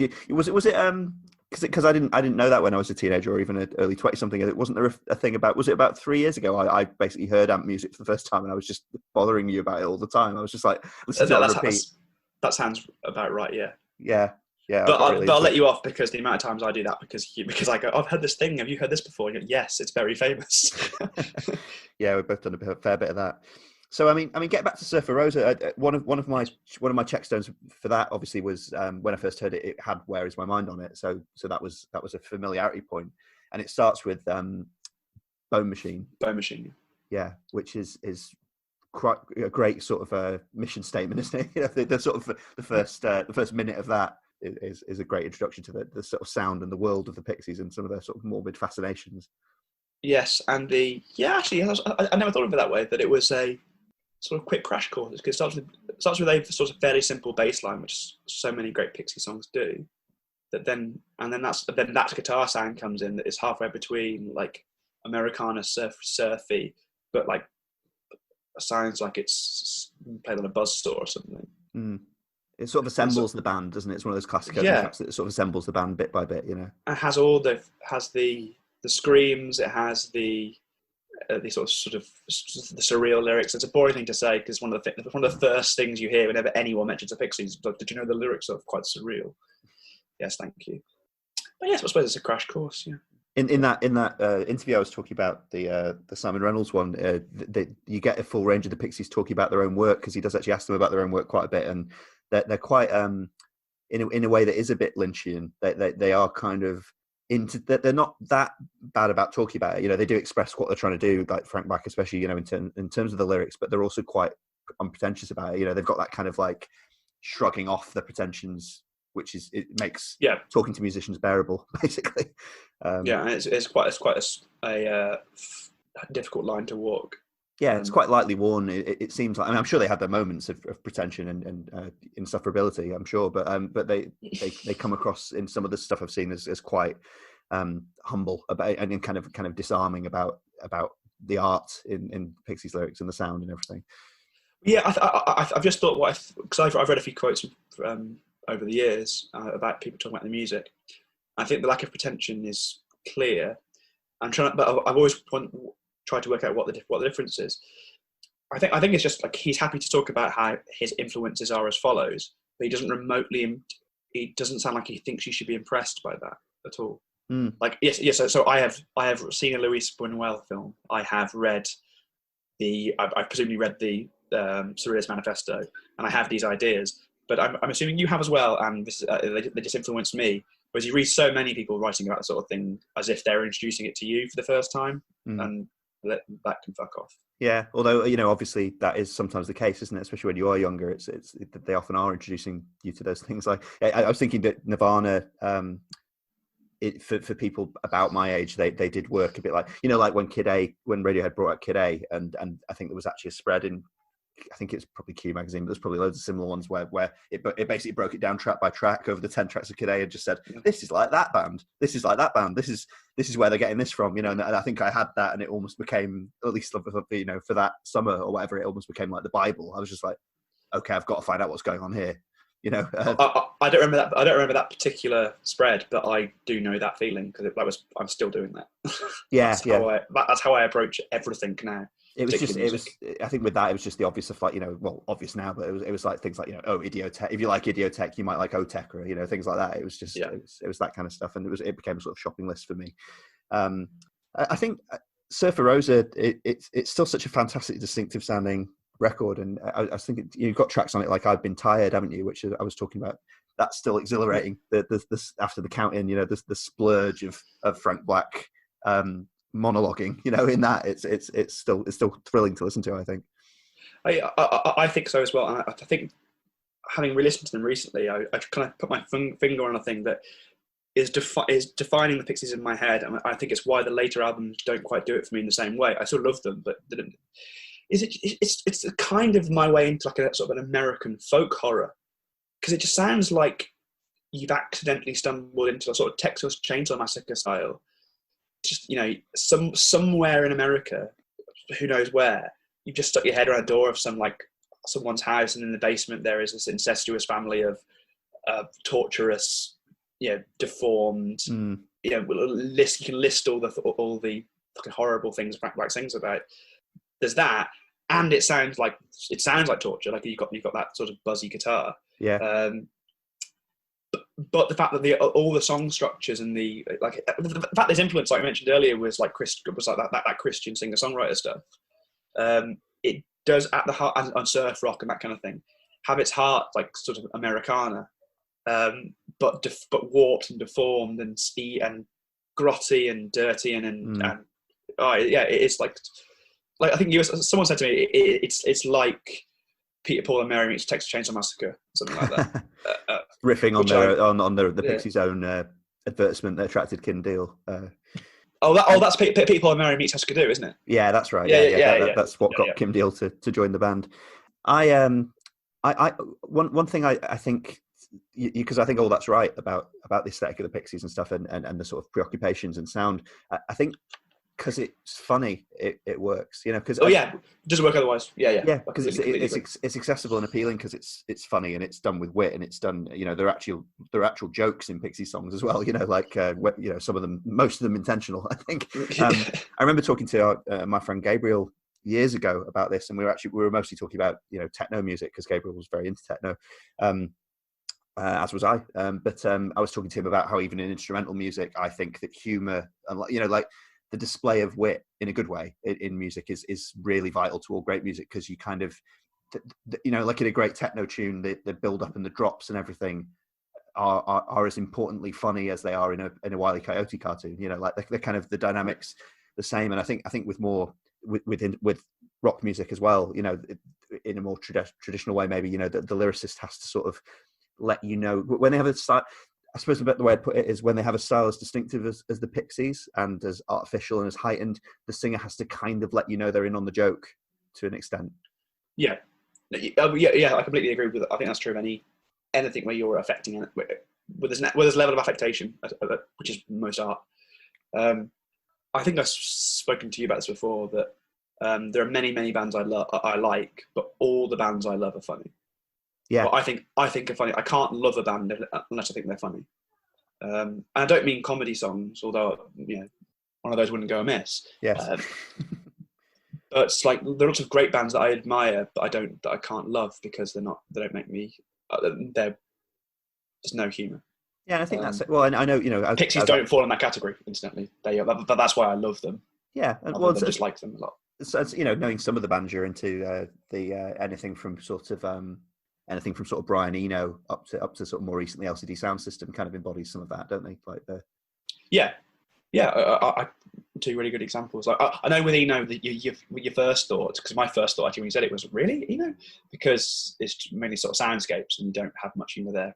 Then go, oh, actually no, like the first 2 albums are full of that sort of thing. Yeah, anything, even I think on Before and After Science, it's like you see some of the nonsense lyrics in that, like Backwater. I was thinking really Backwater particularly actually because you introduced me to that tune and I still love it. Yeah, that's good. That's funny. I mean, obviously, Half Man Half Biscuit are in there somewhere, but they are straightforwardly. But that's why, I don't think I'm trying to think of bands I really like that. I'm trying to think of exceptions, humorless bands that. Well, Radiohead are often held to be that, and I'd argue it's not quite that simple. So would I. Radiohead with the obvious one, but I can think of a few things where I think they are being funny, and whether they're being successfully funny is a different thing. But yeah, well, also I can't write Radiohead off as humorless because they were in that South Park episode. Oh yeah, the one where they eat that. Yeah, just. And they make fun of a little boy for crying after he's eating his own parents. Yeah. Oh, it's so good. Me and Matt and Olivia were talking on episode 4 of this podcast about that. It's just like the effect Tom is it Johnny Greenwood gives to little crybaby. This boy's got cancer in his ass. Oh, that's so good. If you can say that, then you can let him off. Yeah. So I'll let them off. I'm sure that there will be loads. I just can't currently think of any. I think a bit of humour helps. I mean, Surfer Rosa is also the one with Gigantic on it, of course, which is one of the. We were talking a bit before about the what sounds like the very unhealthy dynamic between Frank Black and Kim Deal, but this is one of the ones where he lets her grab the reins and do a lead vocal, and I think she wrote it as well or co-wrote it. Yeah, I think so. Yeah, I've got a book by Gary Mulholland, which is one of my favourite books ever, which I got when I was about 18, and it's called the 500 best singles since punk and disco. It was published. Yeah. You've lent me that when I lived with you, and I read it. Yeah. Oh my god, I can't. I was talking before about having a Bible or a shopping list. Like this was for me as an 18-year-old. This was because it came out in about 2002, I think, because the singles it surveys in it go from the Sex Pistols / sort of Rolls Royce up to in '76 up to 99, which then was just a couple of years ago. So that was just, I can't exaggerate the extent to which me downloading MP3s in the early noughties, that was just literally taking things off from that book. I'd recommend that book to anyone. But it features, I was looking at the index, and it features 2 Pixies singles because it's all singles fixated, and the 2 it picks out as being great Pixies singles, I'm sure he eliminated some others, are Gigantic and then later Monkey Gone to Heaven. Okay. I'm trying to think what I would have done. I mean, this is something I've realised. I'm not entirely sure what their single run was like. Mm-hmm. Just because presumably they were all album tracks anyway, and that's all I needed to know. Yeah, I know what you mean. Like, I couldn't really name the singles off Doolittle, like. Oh, I think I have a way of doing it. Just remembering things that were on the video run on MTV, VH1, all that stuff. If they had a video, they would have been a single. Is that true? Apart from Debaser, because Debaser had a video, but I think that was like a later thing to get it onto the circuit. Was it? I think so. I'm happy to be proved wrong here. Oh, but I know that Here Comes Your Man had a video. Velouria had a video. Apparently, the Velouria video was only made to make them eligible for telly. So, yeah, it was something like, to get on television, you had to be a band with a music video. Like, it's like Top of the Pops, something like that. I don't. So they basically quickly made a video, and then they still didn't get on telly. So it's something like that. We're skipping ahead to Bossanova here, so we'll return to this. But one of my Velouria is the music video for Velouria is one of my favourite music videos that I don't know why I like it, but I do. The reason it stuck in my head, it was just a very, very sort of regularly referred to point in the very boring trope of the Pixies are a great band with terrible music videos. Mm-hmm. Like basically, when I was reading music journalism when I was a kid, anything about the Pixies would mention that every single time, as if the journo writing it was impressed with themselves. And Velouria was always one they mentioned because it's just them running through some hills or something. I can't remember. Largely true of Prince as well. Actually, I'm a big Prince fan. But Prince, and if you're talking like canonical '80s artists, Prince not very. I mean, Prince great singles artist, not necessarily just an album artist or anything at all. Far from it, but not very. In a decade which was having a lot of innovation in music video and form and content and style and everything. Prince music videos largely quite forgettable. video for Kiss is quite good, although it's more it's more silly rather than good. But it's I don't remember it at all. Yeah, it's not that if you ever sidebar into Prince, if you ever Prince fans probably listen to this, probably like the song "Sign of the Times." I certainly do. If you try and watch the music video for "Sign of the Times," it's now easier to get online than it was when Prince was alive because the jackals have picked the carcass. But it's "Sign of the Times" is a laughably bad music video. It looks a bit like a PowerPoint presentation. I'm now intrigued, and I probably would like that. It's good. It's not even like there's a lot of silly Prince videos. But sometimes it isn't even silly. It's just ridiculous. It looks like I put it together, like during this, while doing something else. Okay, well that's my first job after this is finished. Oh, excellent. I was just going to. I mentioned that it's interesting that it picks out those two singles because in Gary Mulholland's estimation, at least, there Kim Deal gets one of the defining moments of the Pixies, which is quite heartening. And obviously, I've seen Gigantic live in concert now, and it's quite. Talk about the sing-along ability of Pixies songs. That's one of the big ones, isn't it? Yeah, well, it's got a chant. You've got a chorus you can chant. I think there's something as well, just because the Pixies are often seen as being quite darkly sexual and kind of like that. There's a lot of that dynamic and feel to a lot of it. So there's something special about actually having a female voice on a track, or at least in the lead for a track, and especially one way because like Gigantic is actually quite lascivious, really, isn't it? It's quite lightly warm. It's on the nose. Yeah, it's kind of, there's not much innuendo needed really to structure it. But yeah, I like that's a good highlight as well. I guess I'll move us on to Doolittle.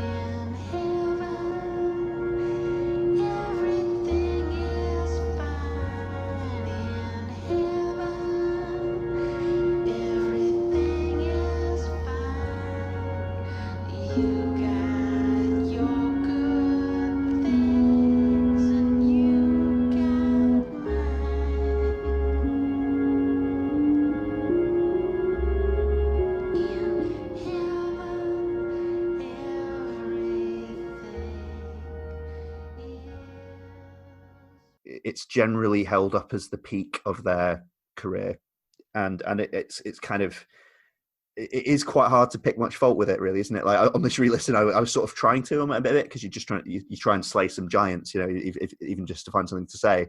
But Doolittle is eminently listenable, isn't it? There's not a dull moment, really, in my opinion. Yeah, when I re-listened to it this week, because I was surprised to find how little I listened to them recently. I wanted to go in and say basically I preferred the rawer Albini sound, and that I thought when they was it Gil Norton in to produce it and just make it poppier, that they lost a bit of edge. I wanted to say that. Then the fucking thing begins with Debaser, and you just go, nah, I don't care, it's great. Yeah, that's quite a good song. Yeah, and Debaser is it's a masterpiece. It begins every single time. I don't want to. I probably will jinx myself here, but it is one of the few songs that, after a million listens, hasn't lost much. And normally they do. Most of my favourite songs of all time, in scare quotes, if I'm honest, have lost a bit. Yeah, it's my own fault for over listening to them. But well, the bass is great, isn't it? And it marries that kind of, lyrically and in terms of some of its energy, it is kind of just as raw as anything on Surfer Rosa. But for anyone, I don't know why you'd be listening to this podcast if you hadn't heard any Pixies. Although feel free to use this as an introduction to them. But if you don't know the Pixies very well, you'll have heard people in indie nightclubs shouting along to a song about slicing up eyeballs. That's Debaser. Yes, but it marries that with the tunefulness, doesn't it? And you've got that kind of guitar chime, going back and forth, and resolving, which is just sort of it's very hypnotic, isn't it? Like it's the amount of times we've both you can just you around to that. Yeah. I mean, I think that's currently what I've associated most with it is pogoing around and shouting. Oh, that's just great. I don't know what else to say. It's just they get one word that gets probably, you know, like with several bands, you'll get like one or two buzzwords that are kind of bandied around about them, probably too much. And I think one that kept coming up in the stuff I read about the Pixies, both in terms of analysing their lyrics and mood and style, and also like the way people enjoy them, is catharsis. And it is, you know, you could say that about most bands, can't you? Most bands that you can go enjoy dancing to, or you get an emotional release from. But the Pixies, I think, because of Frank Black's styling, they really do sort of embody that, don't they? That feeling of you know, by like I was, you know, obviously we've all been a bit stressed recently, and the other day when I was listening on to some Pixies album, I was doing really mundane stuff, like just, you know, answering emails and unpacking boxes and things like that. But it was making everything feel very freeing and very energizing, you know, just listening along to I think it was Doolittle, actually. Well, maybe that's similar to, like, people say the same thing about horror films, and like because I think their early stuff is kind of folk horror-y, certainly American folk horror. Similar thing. I mean, like that would only work for me if I could shout along and dance along. Just listening to it would probably stress me out in a good way. You were praising Frank Black's unique screaming before. I think you were saying for that reason, Tame is one of your highlights. Is that right? I think Tame's my favourite song by Pixies. By the Pixies overall? I think so, yeah. Okay. I think if I spent more time on it, or if we went through, what about this, what about that, I might go, oh yeah, shit, of course. Doolittle's particularly bad for that, isn't it? We could basically go through Doolittle and just go, oh yeah, that one, oh yeah, that one. I think Debase is probably the best, just because it does all that. It means more as well, because of what it has become. That is kind of their Smells Like Teen Spirit, isn't it? And I am aware of the irony of referring it to yes. They're slightly backwards, but yeah, no, I see. Yeah, but I think Tame it's the way it goes. Yeah, it's pretty formulaic for a Pixie song, quiet bit, loud bit that everyone. Let's get that out of the way. Someone's going to say that at some point, and we're going to look. That was right behind catharsis. Yeah. Yeah, exactly. I was reluctant to say it, but there we are. It does that. But its loud bit is my favourite loud bit. The screams is one of my favourite screams. That clunking like chord, I'm not sure what it is. It's like a weird seventh or like I don't know. And the drumming in it, I love the drumming in that song. The way it goes from the being and then every like couple of every other bar, you just the little hi hat trill. I love that. It just keeps it going along as if you know something's about to kick off. And also the fact that the verse has that sort of weird sort of snarl, like I don't think he does that in another one. It's just creepy, and I like it. Yeah, it's great. No, it is. It is. I was saying to you, if I had to pick an arbitrary highlight of Doolittle, it might be I Bleed, which I think is just, my version of them firing on all cylinders, basically, being at the top of the tree. But any of them really. I was admiring Silver. We were talking about, me and Rich did episode 3 of this podcast about Westerns, and I was just realizing, and I was looking for music to scatter through that episode, and I was just realizing weeks later that obviously Silver on Doolittle would have been an amazing choice with the sort of twanging guitars, in the it's got the land of dangers and strangers. It's be perfect. Yes, that would have been good. Oh, I was talking. One thing I meant to bring up with you is I was talking before I'd even re-listened to Doolittle. I was saying that I don't, because I like Silver so much. Which is the penultimate track on it. That I think Gouge Away is a bit of a weak finish to Doolittle, like a tiny bit of an afterthought. It's partly because I don't like. Well, no, it's not that I don't like it. I just. It's never been one of my favourites, and Silver has such a nice, distinctive, melancholy, cool air to it. And then you come back with what I'll be dismissive a bit, just to rile you up. But you come back with what's essentially just another Pixies song, and but you feel it's a good end to the album. Is that right? Yeah, no, I was thinking, because you mentioned this to me the other day, and I wanted to have something interesting to say. What I could say is I don't think Silver would be a good end to the album. I think it would leave no resolution at all. It would be strange. I'd get why they do it. It is strange. It's barren in many ways. It's like the apocalypse has come, which is a theme that comes up a lot in their work, and it's done. I get where it feels that way anyway. It's like a post-apocalyptic. It feels post-apocalyptic to me anyway. It's kind of a duet as well, really, isn't it? And I think another one that Kim Deal had more of a hand in writing. Yeah, I think she did write it. Yeah, or co-wrote it. I don't know, but maybe I thought to catharsis, I guess. But I think Graduate is one of the best songs on the album. Right. Maybe because it's a standard Pixies song, and I like boring indie rock. Right. So it's an album that starts with slicing of eyeballs and ends with gouging. Yes, yeah. Maybe that's why, because I've got a thing about eyes being hurt. Makes me scream. Yeah. But it's just some of the. I think the chorus, sort of the pleading chorus vocal of Gouge Away, the fact that when he screams, it does sound like it's to the heavens. It just that to me feels like there's something, I don't know, epic about it. I should say before we move on from debase, from Doolittle, and we talk about slicing eyeballs. I should say, obviously, I'm a film nerd enough to know, and I'm sure that most of our listeners will know, that the slicing up eyeballs is a reference to the famous surrealist classic, cinema classic, Moulin Rouge. I just want to get that out there. Yeah. Just so no one thinks I'm missing the obvious references, you know. No, that needs to be made clear. That we're well on board with this. Yeah, and I believe Moulin Rouge can be found online in some curated collections. It's one of those print videos, isn't it? I think you can track down. It's just a PowerPoint presentation by Print. That's all Moulin Rouge is. It's really cracked the code for me. One track that's kind of a tentpole of Doolittle is "Here Comes Your Man," which I didn't realise until this re-listen through. That's on the early demos. Like that's precedes Doolittle by about at least 2.5 years, something like that. Doolittle's 89. Yeah, 2 years, something like that. Yeah. But I think that's one of the earliest songs that Frank Black ever wrote. I think that's like a teenage song. Right. The thing I know about it is that I think he was fairly. It might be an urban myth, but embarrassed about it, but wary about putting it forward because it was like sort of juvenilia. Mm-hmm. Do you feel? I know you're no stranger to liking upbeat guitar pop and everything. Do you like "Here Comes Your Man"? Because yes. I know some folks don't because it doesn't, but I like it. Although what I was struck by listening to the demo again recently, I don't know whether I prefer the demo, but that sounds. That wears its influences much more clearly on its sleeve, I think. But that does. One thing I was going to say about the Pixies is that even though they are part of the 80s alternative rock boom, I guess, and people like Steve Albini was calling them just like basic college rock or something like that, I think it's fairly hard to assemble them from their influences.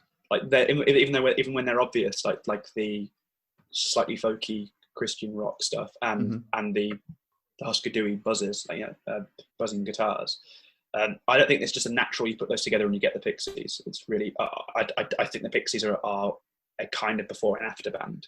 Yeah. But that said, having re-listened to the demo of "Here Comes Your Man," I think that sounds of a piece with like 80s post REM. Oh, interesting. Yeah. That's interesting. I'm so glad you mentioned REM and sort of college rock in general, because I remember I was messaging you about "Here Comes Your Man," and I was there's that kind of bit about halfway through where you hear the sort of keening yodeling, yeah, exactly. Yeah, I don't know if that's on the demo version. I can't remember, but if that it's differently structured, I don't know. Right. So in '89, because listeners should know you're a big REM fan and particularly knowledgeable about the earlier REM stuff, the '80s stuff. And I'm not as much, and not that I don't like them, but I'm just a bit more ignorant on them. I mean, where were REM at in '89? Were they?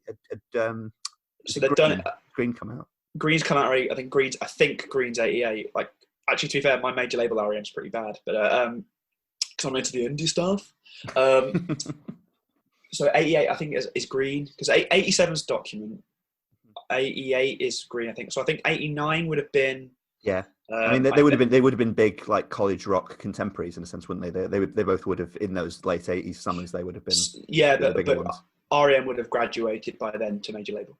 Right. So whereas Pixies were still like scrounging around on 4AD, which the Pixies weren't making a big splash, whereas REM were a big band at this point. They were a approaching stadium rock band. In fact, they may already been a stadium rock band.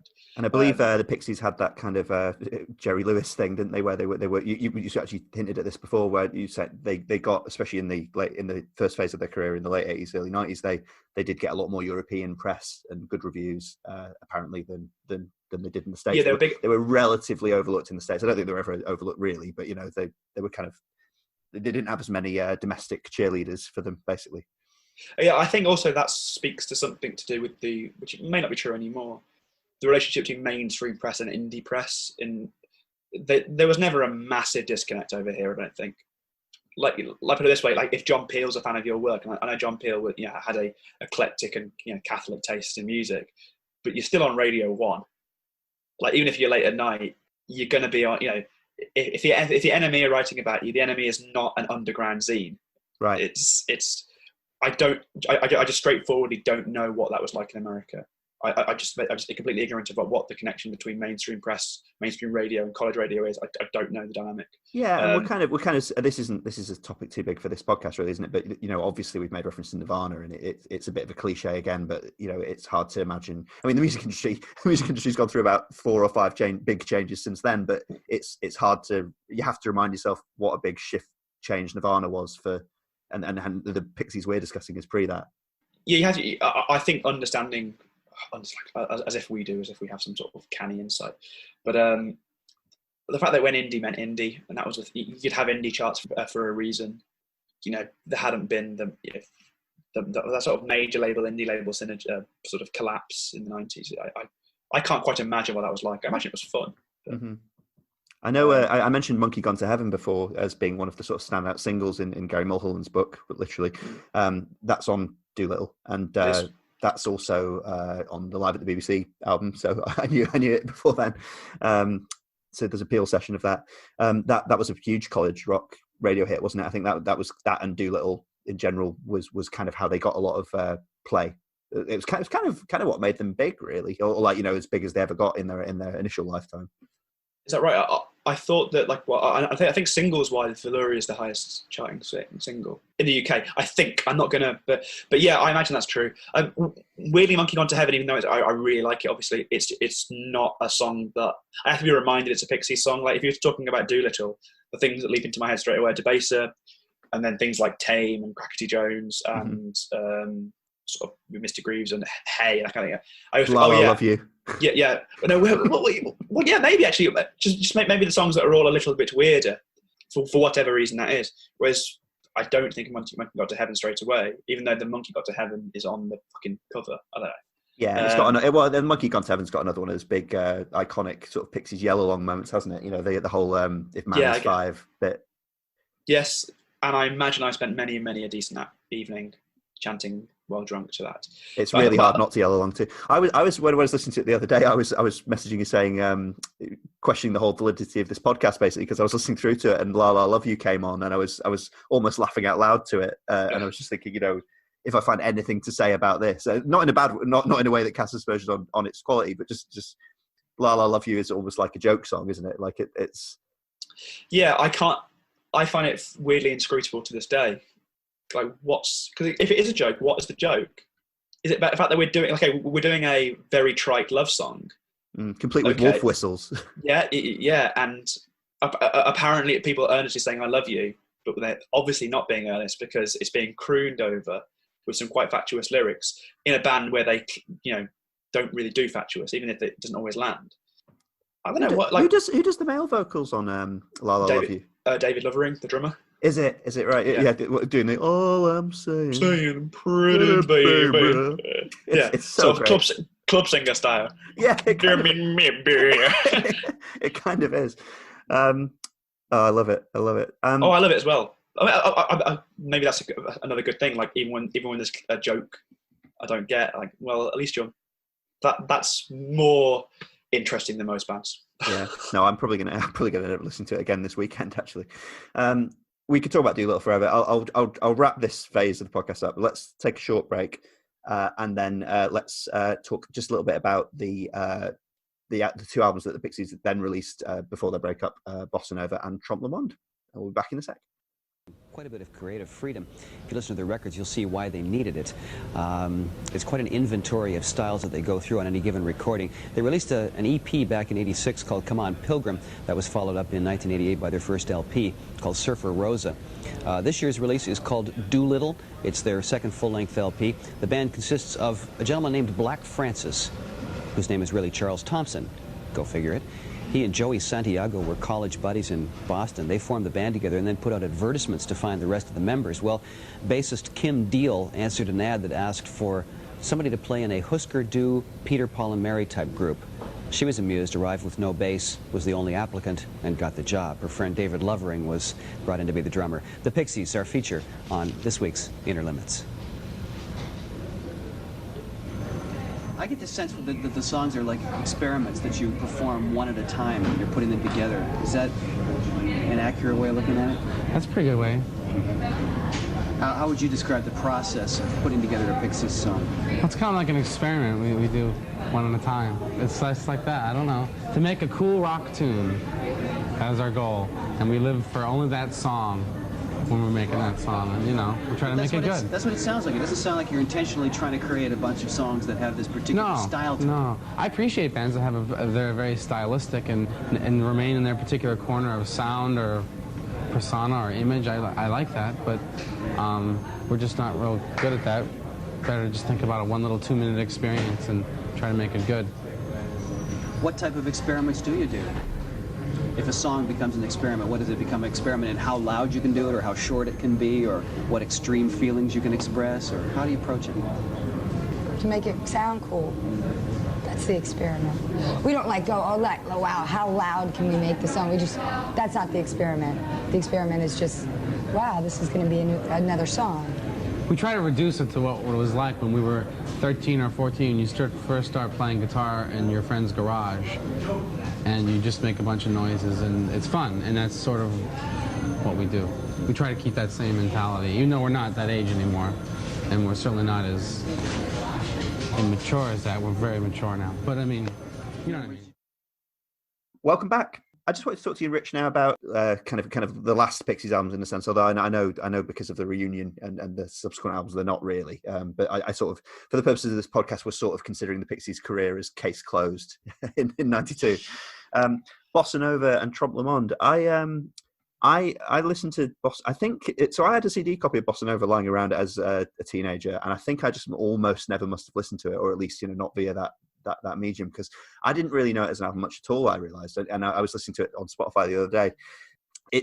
I think it's got a bit of a mixed reception, hasn't it? It's often, I think for me, because I was listening to them like this and listening to them in a run through, it does feel to me as kind of the moment the party's over, or like it's peaked a bit, Yeah, I had a strange relationship with it as well, because I got into the Pixies as a teenager, like I said earlier, because they were one of the few American bands that the indie bands that the British music press liked, so they would feature in these lists. So I didn't listen to the later two albums because the general story went, release 2 great albums and then 2 quite good albums, but don't go out your way. And didn't, because I was a deferential little shit. I didn't. And then when I was a bit older, like 17, 18, and I got into American music journalism, Bossanova and Trompe Monde were written about much more positively. Not quite to the same extent that Surfer Rosa and Pixies and Doolittle were, but so I did go back, but because it didn't sound like what I thought the Pixies were meant to sound like, I didn't dwell. But have recently, by recently, last 10 years of my life, as part of my, I think a sort of reprogramming of my head into getting out of the sort of the Anglocentric sort of shit the enemy gave you. So yeah, I have it in my head as just being, it's just a different phase of the Pixies, and you like that phase or you don't. Because yeah, if you run with the sort of the folk element that I was going with earlier, like if the first two are like sort of folk horror, particularly Surfer Rosa, then the fact that I think it's recorded in California. Bossanova is such a Californian album. Like even the sort of surfy, reverb-heavy sound, even all the space rock stuff, it sounds like it's about it literally is a UFOs over Hollywood. It's a easy thing to say. Bossanova is the Pixies album that the 2 probably most famous tracks and the 2 singles were Dig for Fire and Valoria. I still love Valoria. I don't really care too much for Dig for Fire. I kind of want to talk to you about Valoria specifically in a second, actually, but because I have a few things to say on that. But one thing because Frank Black's solo career a bit, and we talked a bit about Teenager of the Year before. Yeah, I know Teenager of the Year really well, but then after either side of that, I don't know too much. Oh right, okay, so we're not too far apart then. I've listened to everything he's done at least once, but Teenager of the Year would be a fixture of my favorite albums of all time. Right, because the feel of Bossanova on this listen, and as you say, some of the lyrical preoccupations and stuff, that's kind of how I imagine Frank Black's solo career is like. It feels from what I've read about it and the way people describe it, as all being about UFOs and kind of weird spirituality and stuff. That's my in my head. That's my view, almost like Liam Lynch-esque overview of what Frank Black's career is like. I mean, in terms of preoccupations, yes, that's some of them. I think it's just tighter when it's solo stuff. I think one of the problems I had with Bossanova, and I think I'm right listening back recently, is the average track length from zooms up. I'd be interested to do the maths actually. So I think maybe that's one of the strengths of the early stuff, is that nothing stays around long enough to outlive the welcome of its fundamental idea. Like here's the chord progression, here's the guitar riff, or here's the guitar phrase. Anything, or the last 2 minutes, anything longer, we're going to be repeating ourselves. What's the point? Yeah. Whereas I think with Bossanova, they maybe because they're dealing with sort of more spacious sounds, that they want to sort of dwell there a bit, but often the songs can't carry it. I don't think. There are sort of happy exceptions, but I still think I'm right. So something like Is She Weird? I love Is She Weird because I think it's a really strangely written song with its sort of 3-bar phrase, which is quite strange. That's got some great Frank Black yelling on it as well, hasn't it? Yes, like and your head has no room. Yeah. I think it's a sidebar on that. I have a very fond memory of it wasn't the first time I'd heard it because I'd heard it on the BBC thing, but I my friend Reba, when I was 18 or 17, I would have been 17. I've had this memory of my friend Reba around at her house playing Is She Weird on guitar and yelling along to it, which was, I guess, like the second version of it I'd heard, basically. So it brought back memories of that. That's very. I love it. It's one of my favourite songs from the album. I think it still outstays its welcome, and it's about 3 minutes long. But I guess maybe the spacey stuff makes it feel like it needs to be longer, so you can have more. I don't know. Let's go through that chord progression again, so that we can turn the reverb and the distortion ever so slightly to create more, the sound of spaceships over Hollywood, kind of, or in the crashing in the Nevada desert or something like that, which then becomes an aesthetic thing. I actually do quite like the aesthetic. I do like the Hollywood surfy space stuff. It's just I like it a bit less than the horror of the early stuff. I was thinking about I was to talk about Valoria, and you mentioned Dig for Fire. I think they have as the two singles as neatly the two singles for the album. I think they've got this really interesting dichotomy there, because I think they're both kind of an answer to what would the Pixies be like if they just did big anthemic radio songs. But I think Valoria is the good answer to that, and Dig for Fire is the less interesting answer to that. I think that's fair. Yeah. I think that's the other thing you notice is, and I can't quite do the arithmetic on it, but with Bossanova, they do sound like a very good version of an indie rock band, but just an indie rock band. Yeah. And is it the case? Well, yes, they invented it, or they were inventing it, or they were at least doing their bit in defining it, and that's the thing that people found most easy to follow. Mm-hmm. And then it became just part of how we understand indie rock bands. Well, it's interesting, isn't it? Or were they following suit at that point? Yeah, no, I know what you mean. And you probably would have got onto this, but it's interesting that Valoria sounds, I'm sure this has been well worn, but Valoria does sound very like the template for Weezer, doesn't it? Like it. I mean, not dead on, but it's no, the guitar sounds are wrong, but the fact that it's a sort of chugging do do do do do, yeah, that could be a Weezer song. But just if you made it, well, that's fairly interesting actually. Something I did read. Obviously, Weezer's first album is produced by Rick Ocasek, who died last year, from the Cars, and I associate Weezer with basically being a '90s Cars band, just like right. Okay, so Cars after alternative rock. What does that sound like? Weezer in my head. Right. It's a simply. Apparently, the Pixies were really into the Cars. I learned this yesterday. I don't really hear it, but then the moment you told it, you go, "Oh yeah, of course." And Valeria is a really good one of those. I think again, you need adding the space rock guitar sound and the sort of slightly surfy,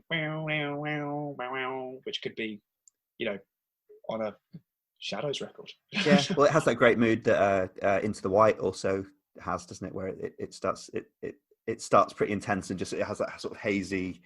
Yeah. This is where I'm bad at doing a music podcast, because I will get to these points where I can't really articulate what I like about some of these tracks. But I really like Valoria. I find there's something kind of a little bit hypnotic about it. Yeah, well, but I agree. I love Valoria, but that's just a new thing for the Pixies. Like, none of their songs before are really hypnotic. They are aggressive, and even the more sort of not ambient-y one, atmospheric ones, like Silver. That's not what it's doing. Mm-hmm. It's not hooking you in with a sort of like strange sort of sonic dreamscape. Oh, yeah. Maybe it is. I don't know. It sort of refuses to let go of you, Valoria, doesn't it? Like in a slightly different way, in a less innately aggressive way. It's just a fuller sound. Like it's more spacious, like in both in every sense. Mm-hmm. Whereas there's something claustrophobic and horrific about the earlier stuff. It was, if I'm honest with myself, listening to Bossanova, because I was listening to Bossanova walking through the park locally, which we're legally allowed to do. It's good to restate these things. That makes me sound like a protester or something, doesn't it? I didn't mean it like that. I wonder. This is a little sidebar here, but I wonder how, as if these are going to be a historical document. But I do just wonder how even I will listen back to these podcasts in years from now, when presumably we're not living like this. I've been very aware of these podcasts as I was talking to you before about them as kind of health updates with friends, but they're going to be this weird record that I've accidentally put together out of this, Yeah, maybe they would just bring back traumatic memories, and you'll have to delete them all. Yeah, I presume so. Well, either that or the massive copyright infringement will do that job for me. I think you're entitled to your own ideas. I think you can mention the Pixies without being sued. Or what? Or are you planning on playing all their records over? Oh yeah, all of them. Yeah, sure. Yeah, right. It's going to be a 5-hour podcast. 10 minutes of us at the start. Yeah. People have listened to previous episodes know that's not far from the truth. I just wanted to move on to Trompe Monde quickly. What I was going to say before about Walking the Park, sorry, all I meant to say was to criticise Bossanova, honestly. This was the first one where I was looking at the time remaining, basically. Yeah. I was looking at the track listing. I was getting to the back half of the album. I was like, is this over yet? I've got the gist. It's very strange because it's about 38 minutes long or something. They're all about 40 minutes long or something, and it is the one that feels longest, but it isn't. And you go like, what? And I can't believe it isn't, because all the songs are about. They feel like they're 5 minutes long. I think it's the longest song is about 5 minutes, and it is too long. It's interesting you mentioned the running time of the album, because of course the one thing in general between kind of the age at which vinyl albums stopped being the default mode of album listening and went to CDs is that albums in general, there are exceptions to this obviously, but albums in general got longer because of the capacity of CDs. I was just thinking, when I was listening to Bossanova the other day, I was just thinking of the Pixies' accidental status as being kind of one of the last vinyl bands, really. They're kind of just, obviously they're not unique in that, but they're just on that cusp, aren't they? Because I'm not sure exactly when the crossover of, again, this is a thing where the music industry's been through several phases since then, of course, but I presume ignorantly that the crossover where CDs became the default or overtook vinyl as the listening medium was probably in about the time the Pixies broke up, something like that. Yeah, I guess so. Certainly, by the time I was listening to music, it was all CD. Yeah. I've never really been a vinyl nut, so I've never really looked into it. Yeah. No, I just say it's obviously accidental, and it's not meant to be any sort of resonance or anything. But I like the kind of idea that vinyl was on its way out and the Pixies broke up. They were just like, that's not for us anymore. Obviously the massive crippling internal feuds were probably a bit more of a course of that. I want to talk a bit about the final album of their classic phase, Trompe Monde.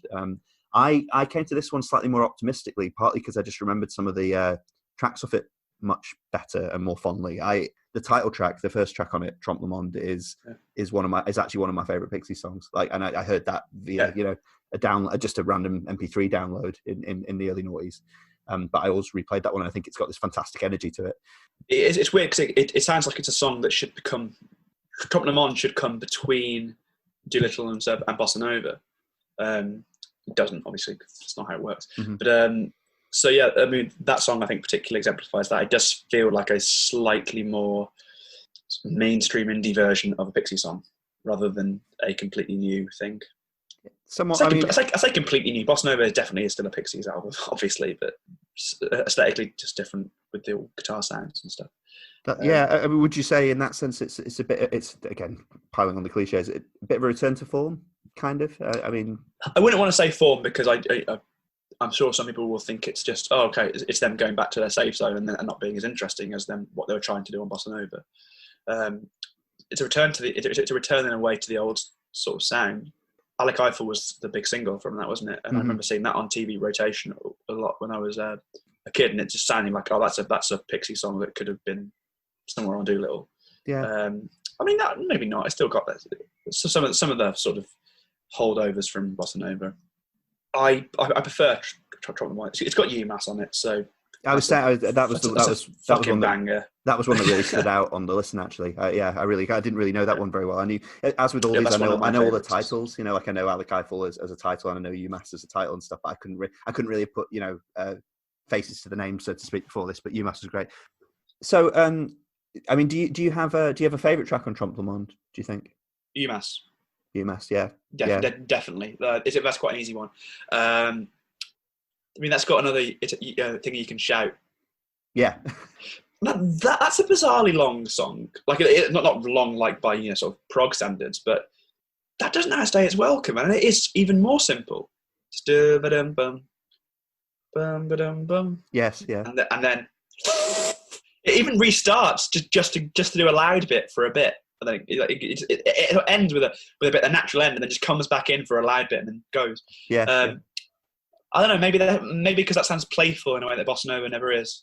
Yeah, it's an odd choice. Yeah, I mean, I agree. Some of the playfulness seems to be back. I think Trompe Monde, the title track, is still my favourite, but I was coming in liking that one already. It's got the not to sound obsessed, but I kind of am. It's got the thing where a lot of my favourite tracks on it are basically my favourite tracks because I heard them on the BBC CD and still prefer those versions. You know, so it suffers from that a bit in the same way Bossanova does at times.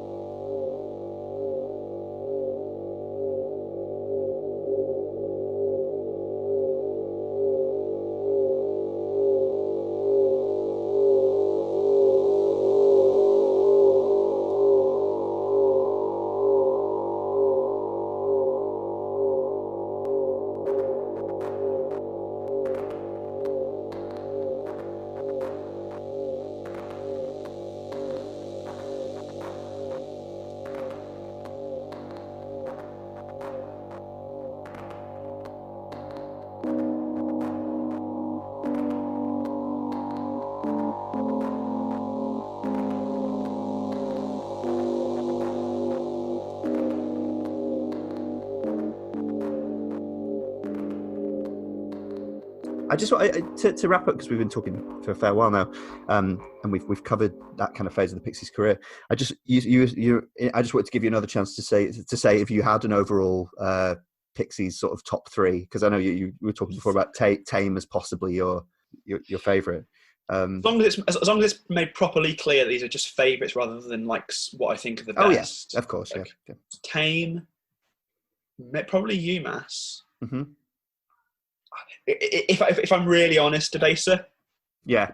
Because it is so fun, but that never feels quite what you're asking when you ask people what their favourite stuff is. Like, you want them to say, what's unique to you? But if I'm honest, it's Debaser. Which is odd because I would say that Surfer Rosa is my favourite, or Come On Pilgrim would be my favourite album. I haven't said anything from there. Holiday Song, but again, that's because we used to play that a lot when we were at uni together, and we used to dance around and pogo to that at indie night stuff. Yeah, that's right. That was a favourite of our friend Mark's, and whenever he used to DJ, he used to play Holiday Song. Oh, I remember that. Yeah, that was lovely. Yeah. Yeah. I think mine. This is all very arbitrary. Caribou. You know what I was going to say? Caribou's mine. Yeah, they are. Yeah. Caribou might be on mine. I think in different. I think my number one would definitely be this can make me sound like such an idiot. The BBC version of Levitate Me. Basically, that's my favourite Pixies track. I mean, I can't recall the exact version, but even if you just said Levitate Me, you'd have no quarrel. Yeah, and then it would probably be something like, Vamos off the Surfer Rosa version of Vamos specifically, okay. And then any number of them, but I might say Debaser as well. Just because it's like nothing else as a indie nightclub song, and we need those.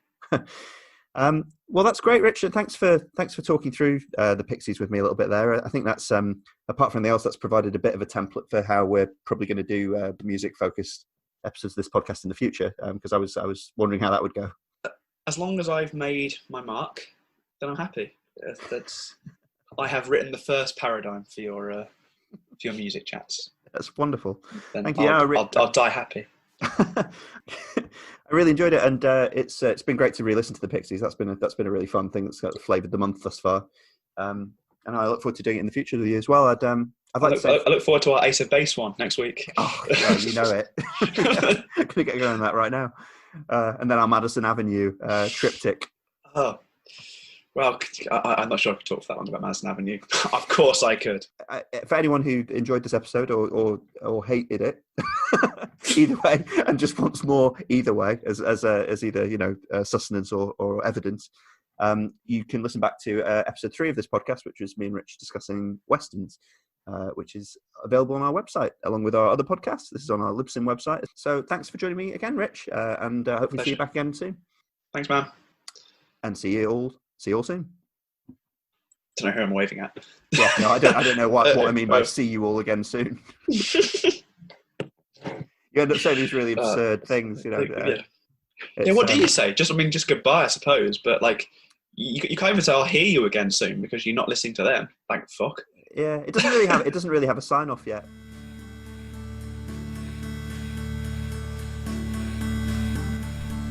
You've been listening to the EscapeGoat podcast, hosted by David Blake Fagiani. If you want to contact the podcast with any feedback or thoughts, you can leave comments on our Libsyn page or under our YouTube videos, or email us at escapegoatpod@gmail.com. You can also reach the show on Twitter on @egoat_pod and follow us for new episode notifications, or get me personally on @dbfagiani. This podcast is available on YouTube, Apple Podcasts and Spotify, as well as our Libsyn site, escapegoatpodcast.libsyn.com. Original intro, outro, and any other incidental music for this podcast is composed, produced, and made available by permission of Richard Gilbert.